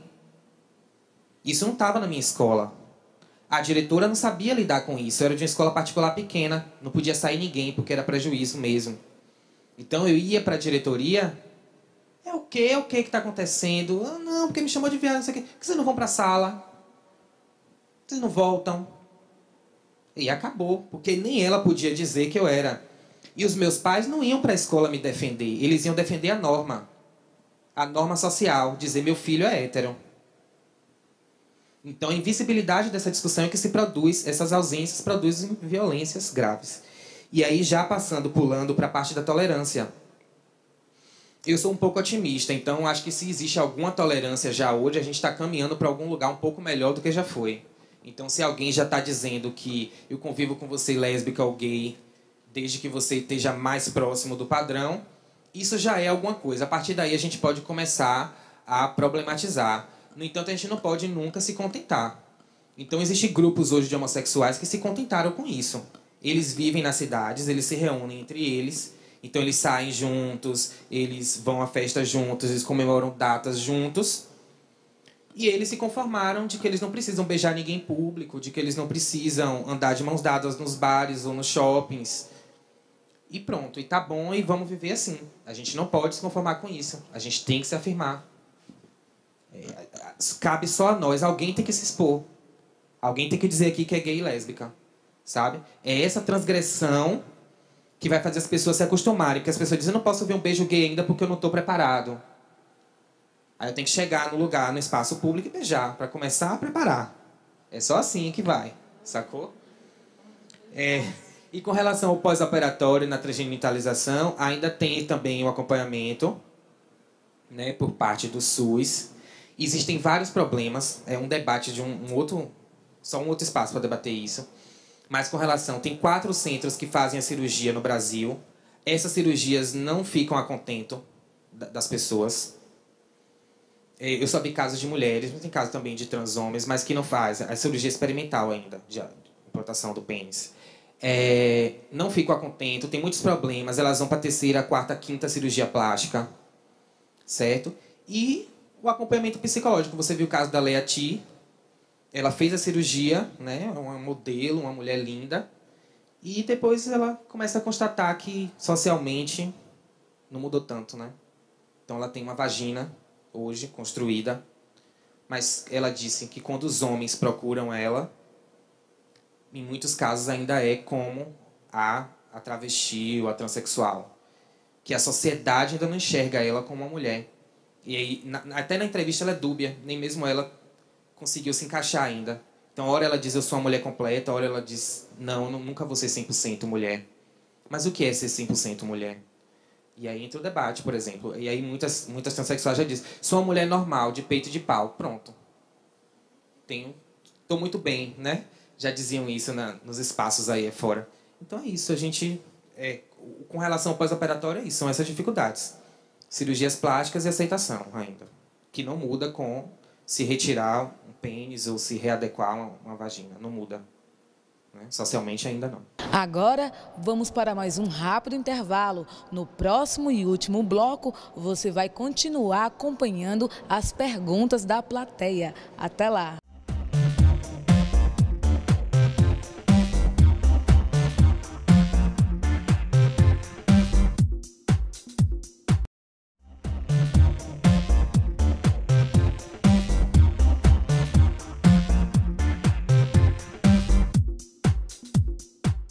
Voltamos a apresentar a primeira edição do programa Minoria Quem. Nesse último bloco, você vai continuar acompanhando as perguntas da plateia. Boa tarde. Vou dirigir minha pergunta para a Virgínia, que é militante. São 2 perguntas, na verdade. A primeira é a seguinte. Eu estudo a bancada evangélica, agora no doutorado, mas dei umas passeadas pela teoria queer, pelos estudos transviados. E uma das categorias de análise desses estudos é a categoria da fechação, algo que é próprio do público LGBT, pega essa categoria de fechar, arrasar e leva para a análise política. Me parece ser isso, mais ou menos, que se quer fazer. Quando você abre hoje o Facebook agora, vai estar bombando de fotos do Feliciano, maquiado, com traços femininos e tal. E inclusive indicando que todos esses problemas do Feliciano, como foram os problemas do Malafaia, seriam faltas de boy. O que me parece fazer é o seguinte: aquilo que eu estou condenando no Feliciano, de dizer que a homossexualidade é um transtorno mental, eu agora estou jogando esse transtorno, que eu condeno em mim, enquanto homossexual, estou jogando ele para o Feliciano. Se o Feliciano persegue isso, é porque ele também tem esse transtorno que eu não aceito que o Feliciano diga que eu tenha. E me parece que essa estratégia da militância é uma estratégia que chega a desacreditar ou a tornar a movimentação chula, respondendo nos mesmos termos que eu acho que não se leva a lugar nenhum dizer que o Feliciano está ali condenando isso porque falta um boy na cama com ele, e não porque o Feliciano é um evangélico, é um religioso, que como tal porta uma visão de mundo, uma cosmovisão em que dentro dela não se cabem algumas coisas. Como dentro do marxismo, por exemplo, também não se cabe algumas coisas. Não adianta eu aceitar, querer que o marxista aceite parceria público-privada quando isso não cabe dentro da cosmovisão do marxismo. Não adianta eu querer que a igreja evangélica, que o cristianismo, o judaísmo aceite algumas coisas, se não cabe dentro da cosmovisão deles. E aí me vem a segunda questão. Ontem foi o Silas Malafaia.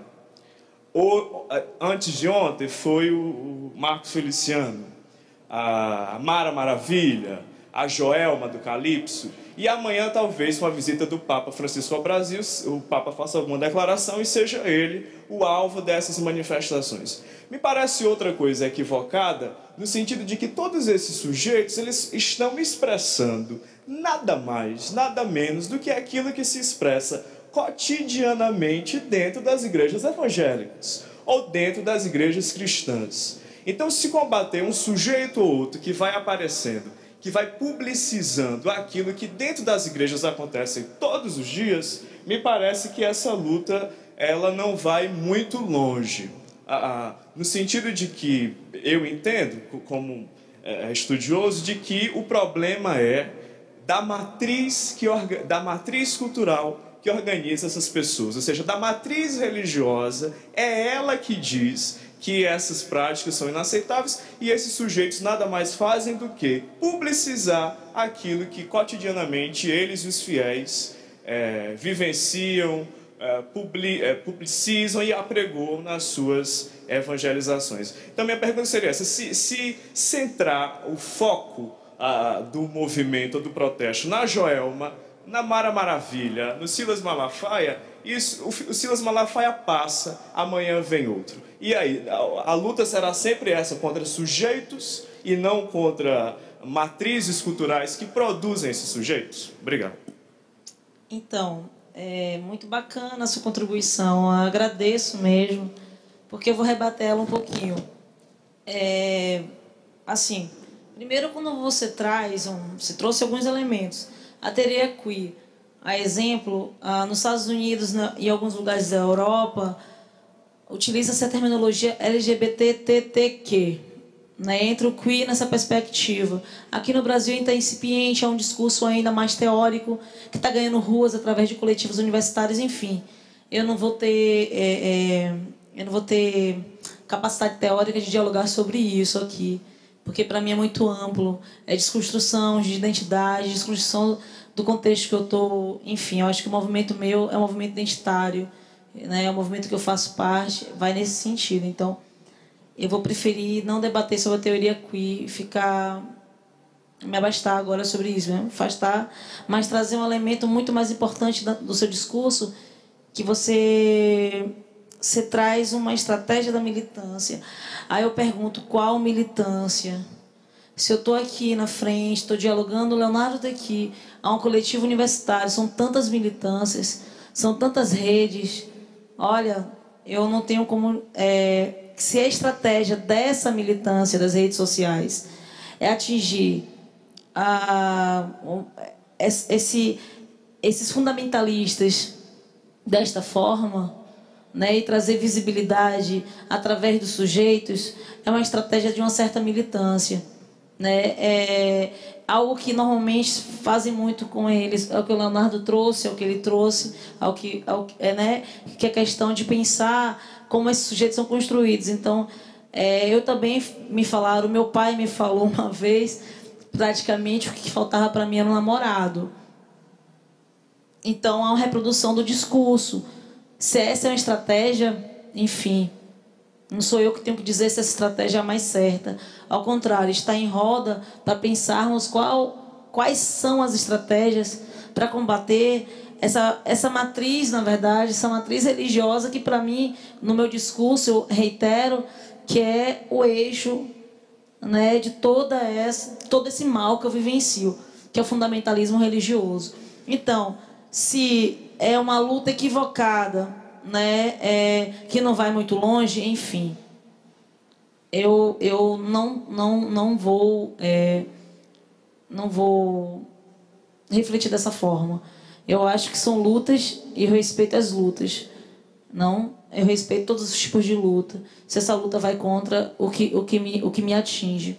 Então, o que a gente tem realmente que centrar, eu acho que Eu acho que você traz um elemento que aí é muito importante, muito bacana, é na estrutura, né? É pensar em como atingir esse dique, que eu estava falando aqui, vamos perfurar, vamos pensar em como atingir essa estrutura que é muito maior do que esses sujeitos.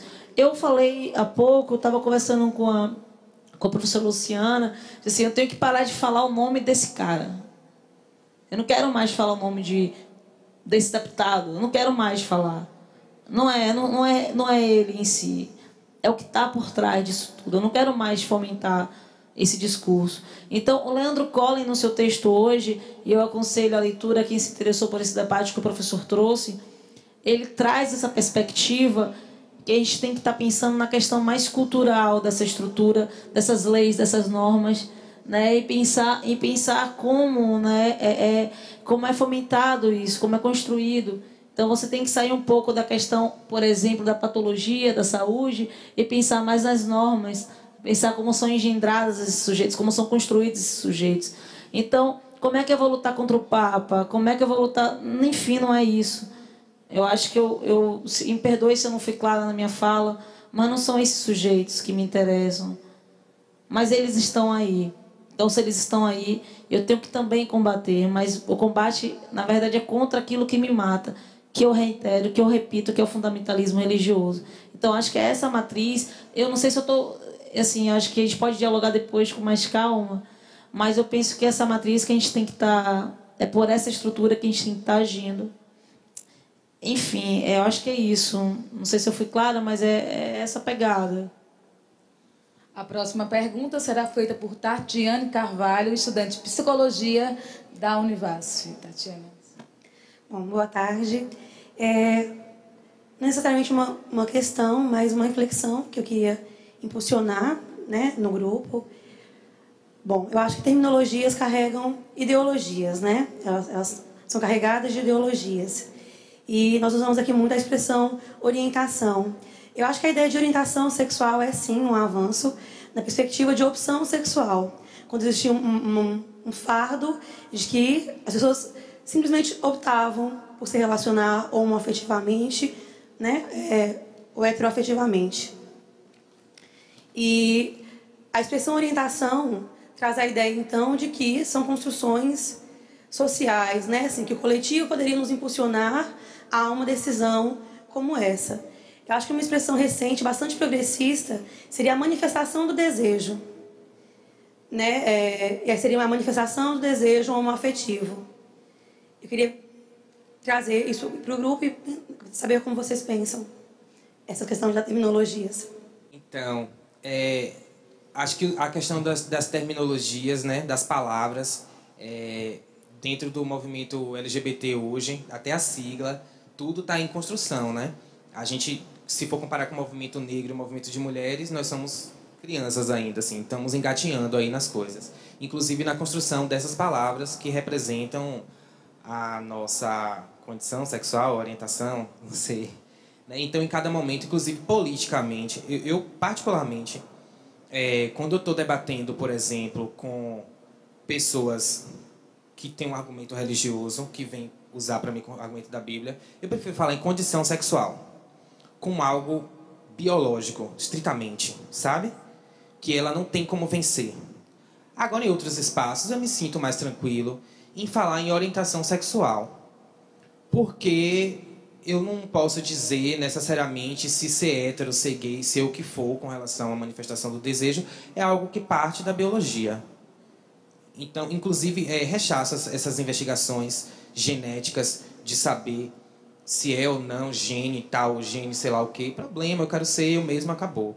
Então, assim, com relação a essa terminação, eu apenas, aí do ponto de vista político, porque acho que a gente tem que pensar a partir disso, não gosto, às vezes, de suprimir a palavra sexual. Em alguns, aí depende também do espaço. E aí me parece, às vezes, homoafetivo, não tá relacionado não só à questão sexual. O amor do pai pelo filho homem é homoafetivo. E não é sexual, por exemplo. Então, esse termo mais amplo, quando a gente trabalha com política, a coisa em que a gente precisa pautar, ela precisa ser mais exata. E aí, para mim, nesse momento, ainda a orientação sexual cumpre essa função. Mas não acho que a gente tem que fechar, sacou? E aí vai muito de adequação, assim. Estamos muito novatos ainda nesse debate teórico, eu particularmente. Mas prefiro utilizar a orientação sexual ainda. Eu ia para curto essa questão da manifestação do desejo, assim, pensar o desejo, o corpo. Mas aí eu parto também da perspectiva que você traz, né, todo esse processo desses termos são construções históricas. Então, a orientação sexual surgiu em 1988. Né, o Grupo Triângulo Rosa trouxe na perspectiva de entrar na Constituição. Né, no que tange o primeiro artigo 2 e o artigo 3, não, o primeiro, que versa sobre sexo, raça e aí orientação sexual. Então, foi porque até o termo homossexualidade ele foi utilizado até a década de 80, né? 80, 90, e aí foram 90. LGBT, a partir desse processo, então, GLBT, LGBT a partir de 2004, na conferência. Então, eu acho que, assim, é como você se expressa, é como o seu corpo deseja, é como você expressa seu desejo sexual, sua orientação, sua livre vontade, enfim. Eu acho que é como você se manifesta, a forma que você desejar. Se o desejo faz parte, adoro. Né? Depende muito. No contexto da LBL, eu preciso me manifestar como uma lésbica política. É o que eu sou. Eu sou uma lésbica política. Né? Então, há uma distinção dentro dos estudiosos. Eu não sei quem aqui é estudioso do movimento social. Eu não sou. Eu sou estudiosa. Hoje, eu fico me perguntando isso. Eu sou formada em Ciências Sociais. Sou da Universidade Federal do Recôncavo da Bahia. E permeei por outras vertentes, que não foi sexualidade. E acho que me estudar foi muito difícil. Né? Hoje eu estou lendo mais sobre mim, mas eu fico pensando, aí você traz Guattari, você traz diversos outros teóricos que pensam a sexualidade de outras formas. Então, manifeste seu desejo da forma que você preferir. Seja livre na sua orientação, na sua sexualidade. Eu acho que é isso que importa. Politicamente, seja LGBT. Eu acho que é isso. Eu acho que os dois têm mais propriedade para trazer isso por conta da questão da militância LGBT, né? Que eu não tenho, apesar de militar em outros espaços, né? Sou militante do Levante Popular da Juventude e a gente traz esse tipo de debate também. Mas dessa questão das terminações é uma coisa que muitas vezes a gente acaba se confundindo também, né? Até quem não está inserido tanto nessa discussão, né? Em um momento é GLBT, que aí depois mudou para LGBT, e aí tem um T, 2 T's, 3 T's, a gente às vezes acaba se confundindo, né? Sopa de letrinhas. Mas eu concordo um pouco com o que foi trazido pelos dois, né? Eu gostei até da terminação, da manifestação do desejo, né? Acho que essa discussão acho que eu até já tive com Tati. E aí a questão da orientação, acho que muitas vezes, para algumas pessoas, acabam achando prejudicial porque acaba dando uma ideia de que a pessoa está sendo orientada a seguir aquele caminho. Mas eu visualizo de outra forma, né? Eu visualizo da forma como se fosse um horizonte, assim, né? É aquela orientação, aquela forma por onde ele se orienta, né? Não é que está sendo orientado por uma outra pessoa. E aí eu acho que é importante a gente ressaltar essa questão política, né? E de estar unido e se está colocada essa terminologia, e se amanhã for rediscutido e for pensado que é uma outra terminologia, que a gente utilize, né? Mas eu acho que a importância é aquela questão que eu trouxe, né? Da gente estar unido numa causa. E a importância do termo orientação, acho que é uma afirmação política mesmo, né? Que a gente acaba trazendo. Mas eu acho que também não tem problema nenhum a gente usar a manifestação do desejo, né? Porque a gente também manifesta o nosso desejo da forma como a gente quer, e acho que a nossa luta é por isso, né? Por poder livremente fazer essa manifestação do nosso desejo, do desejo sexual, do desejo afetivo, né? De qualquer forma de desejo que seja. E agora eu estou com Fabiana Bezerra, estudante de Psicologia da Univas. Fabiana. Na verdade, eu queria trazer uma reflexão, voltando ainda para essa questão religiosa, né, que foi dita. eu queria direcionar para Leonardo. Eu acho bem complicado, delicado, a gente generalizar, né, algumas coisas. Então, eu acho que a gente precisa ter cuidado com relação à questão evangélica, por exemplo, dos evangélicos. Eu sou evangélica e não me sinto contemplada, né, quando as pessoas trazem um discurso de que os evangélicos, eles lutam contra, trazem um retrocesso. Você falou da questão da luta dos evangélicos pelo direito ao casamento civil dentro do rito religioso, né, específico deles. Então, acho que, infelizmente, né, Feliciano, ele é pastor, vem a ser pastor. A bancada evangélica também faz um desfavor, na maioria das vezes, mas eu acho que é bem perigoso a gente generalizar, porque a gente acaba incitando um outro tipo de violência também, né? Um outro tipo de opressão, e principalmente, especialmente, pessoas que estão em posição, eu vou falar assim, posição de destaque na militância, como vocês, né? Eu acho importante a gente sempre estar trazendo essa questão da não generalização para a gente não incitar outros tipos de opressões e outros tipos de violência. Então, eu queria mesmo agradecer por essa reflexão. Na verdade, esse é um cuidado que a gente busca tomar sempre, né? E aqui no debate, eu queria demarcar isso, que quando a gente falou da questão evangélica, foi mais com relação a esses centros de poder, vamos dizer assim, e pessoas que ocupam lugares hoje de poder e que têm feito a política dessa forma, que têm assumido essas posturas políticas. Eu digo isso porque, inclusive, eu também tenho muito respeito pelas religiões, certo? E faço debate com relação a isso. Eu sempre faço, inclusive, essa diferenciação, porque eu conheço muitas pessoas evangélicas, lido com elas todos os dias, e na base mesmo, no contato com as pessoas, elas têm essa oportunidade, eu tenho a oportunidade de conhecer, né, aquela pessoa para além daquela primeira impressão que a gente tem de forma geral, e ela da mesma forma com relação a mim. Então, hoje no meu espaço de trabalho, por exemplo, tem várias pessoas que são evangélicas, e a gente convive nesse limite, na verdade, também. Eu não vou até um certo ponto da discussão, né? Mas eu quero delimitar isso que eu estava colocando aqui, principalmente com relação à bancada, que não é só evangélica, né? É uma bancada fundamentalista religiosa, que inclui, inclusive, a Igreja Católica, e que a bancada ruralista, que é uma bancada conservadora, então tem pessoas dessas organizações fazendo parte, fazendo frente, combatendo, né, essa luta pelos direitos LGBT. Então, assim, delimitar, pedir desculpas, e realmente é também uma forma de, às vezes, de violência. Porque quando falam, por exemplo, de homossexuais e generalizam algumas coisas, eu não me sinto contemplado e eu me sinto também violentado. Eu fico na cadeira e me sinto também indicado. Para mim, as pessoas estão me olhando. E deve ser essa mesma sensação. Então, isso acontece mesmo, a gente está num debate, mas temos que sempre demarcar e fazer essa reflexão. Então, obrigado e peço desculpa por qualquer exagero.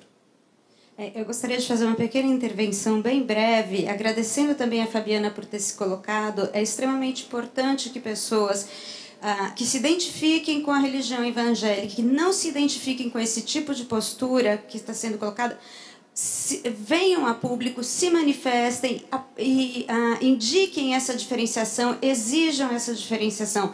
Porque muitas vezes essas pessoas que estão no local público como representantes eleitos estão falando em nome dos evangélicos. Isso pode gerar, como você mesma disse, uma outra forma, um novo tipo de preconceito e violência. Era só isso, Ionara. E a última pergunta será feita por Mariana Câmara, também estudante de psicologia da Univasf. Boa tarde, eu estou me sentindo contemplada de estar aqui. Achei muito engrandecedor a fala de todos vocês. Minha pergunta vai para a Leonardo e para a Virgínia.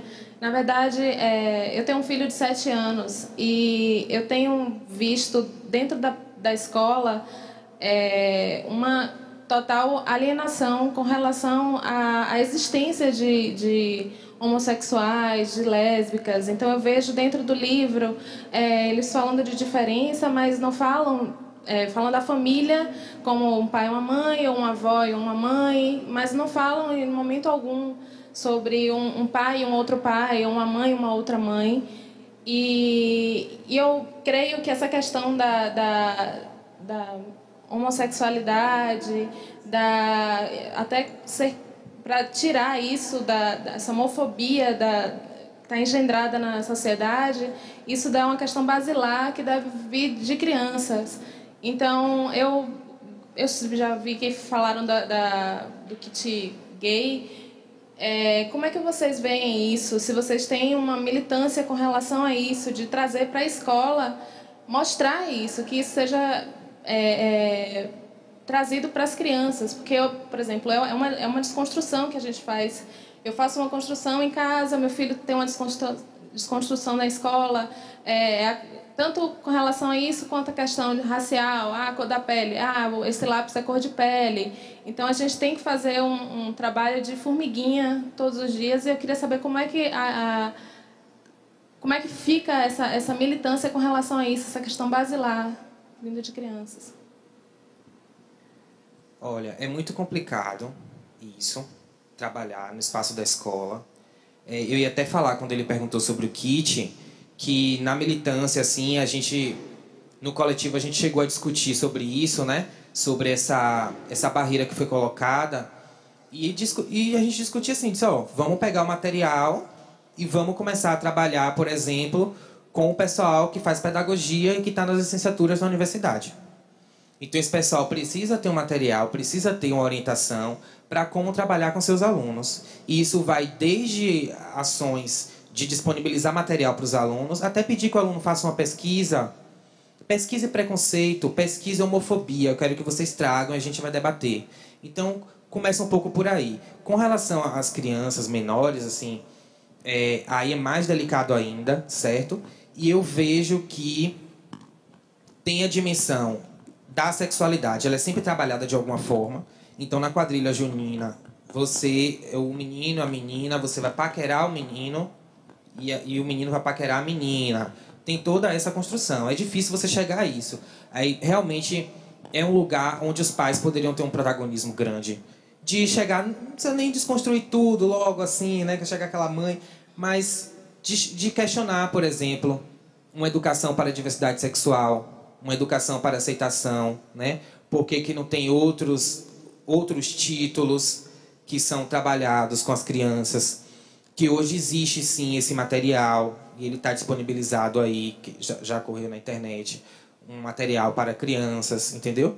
E como é que a escola trabalha? Porque, por exemplo, eu sei que uma escola que abre nessa perspectiva, ela não se sustenta. Ela não se sustenta. É igual a candidato que vai defender causa LGBT. Perde a eleição. Perde mesmo. A não ser que ele tenha uma outra coisa, como o Jean Willis tinha, outro currículo. Fora disso, ele perde. É a escola a mesma coisa. A escola fecha, se ela for trabalhar. A não ser que ela esteja no grande centro, porque ela tem como atingir um público maior.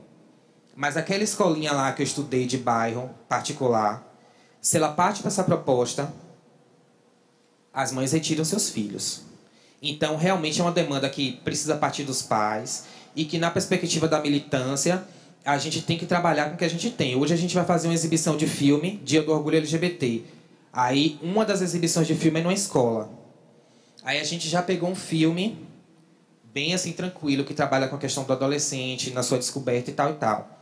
A diretoria, beleza, pode exibir no auditório, mas eu quero primeiro o filme, porque a coordenação pedagógica vai assistir. E aí a gente vai passar o filme agora para o pessoal assistir, né? Aí a gente quer começar a quebrar esse gelo para começar a desenvolver algumas coisas, né? Aí chega lá, você conhece um professor parceiro, aí vai juntando. Mas é trabalho de formiguinha mesmo com relação a isso. E a educação é o grande centro. É o lugar, assim, é o lugar disputadíssimo do ponto de vista da ideologia. E que a gente precisa avançar de fora para dentro, quase. A partir da formação profissional, principalmente também. Nossa, estou muito feliz com sua pergunta, assim. Aí eu vou te trazer duas experiências muito bacanas, né, de repensar esse currículo, né, porque a gente está falando de currículo. Então, aqui é um espaço que a gente tem que repensar esse currículo. Eu estava no júri científico, né, do concurso chamado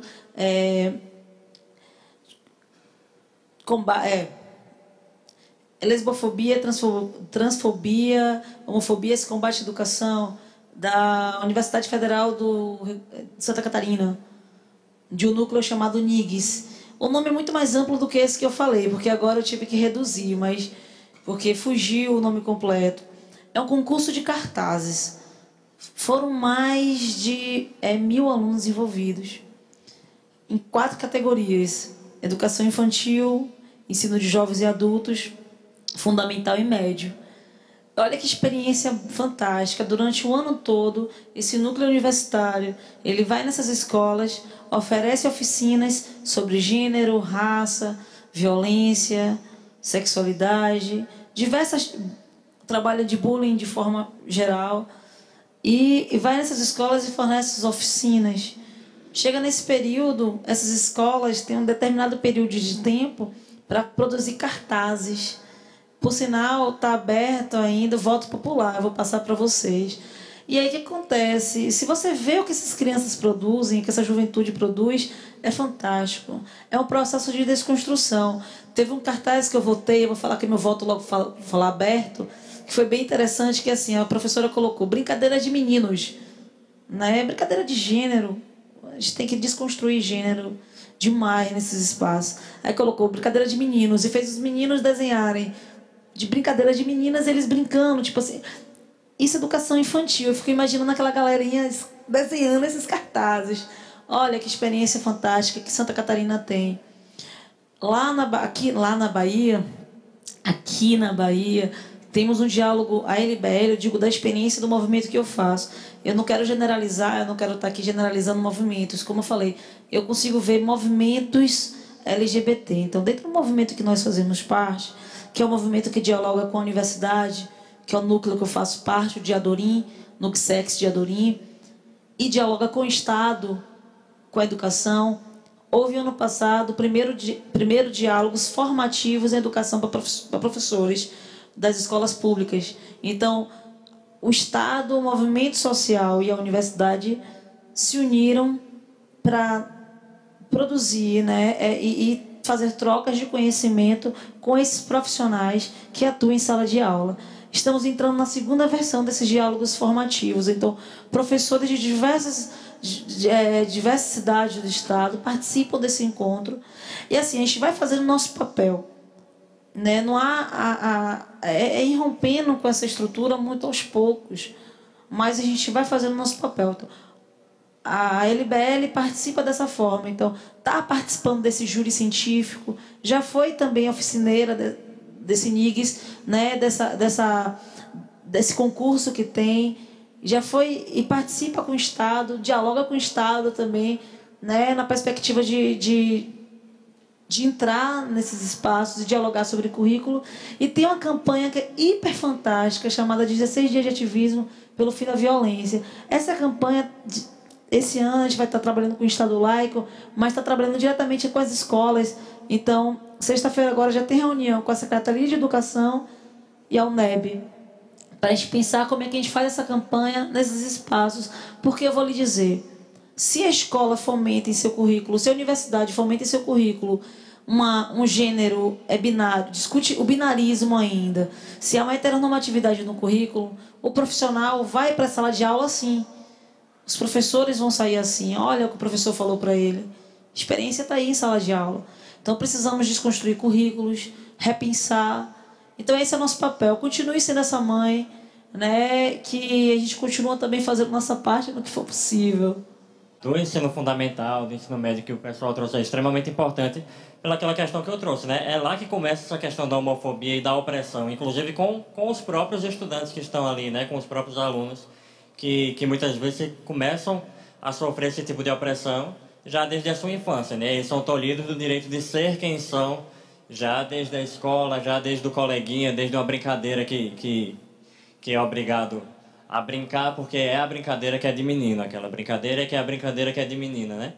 E eu acho que fomentar esse tipo de discussão dentro das escolas, né? E tentar ir quebrando aos poucos com esse tipo de ação, com esse tipo de reprodução do que é imposto pela sociedade, eu acho que é fundamental. Acho que é aos poucos, né? Como o Leonardo trouxe. É um papel de formiguinha que a gente não vai conseguir chegar de uma hora para outra dentro de uma escola e transformar tudo, porque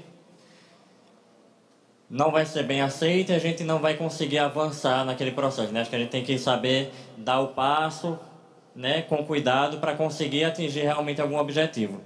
E aí, como eu tinha trazido no início também, acho que não é nem só dentro da escola e dentro lá do ensino médio que a gente tem que fomentar esse debate, né? Acho que a gente iniciou dentro da universidade, por exemplo, da Univasf, né, no caso. Esse debate agora, eu acho que é um debate que ele não pode se encerrar por aqui, né? Acho que a gente inicia isso por aqui, inicia esse espaço de discussão, mas acho que a gente tem que estar disposto a abrir sempre mais espaços de diálogo, de discussão e de luta, né, pela causa LGBTI, que não, acho que não deve parar por aqui, é só um início de uma perspectiva mais ampla, né? Bom, em nome dos membros do projeto Minoria Quem, gostaria de agradecer mais uma vez a presença de todos os convidados, de todas as pessoas da plateia. Obrigada. E lembrando que os nossos debates continuarão sempre um a cada 2 meses, com cada tema acerca de direitos das chamadas minorias. E estamos chegando ao fim da primeira edição do Minoria Quem. Hoje refletimos sobre os direitos LGBTs com os convidados Leonardo Santana, advogado, membro do coletivo LGBT Quitérias, Virgínia Nunes, membro do grupo Diadorim de Visibilidade Lésbicas, e Wanderson Padilha, estudante de medicina. O debate foi mediado pela socióloga e professora Luciana Dutini. No próximo programa, vamos refletir sobre comunidades indígenas e remanescentes de quilombos, quem são e onde estão. Até a próxima!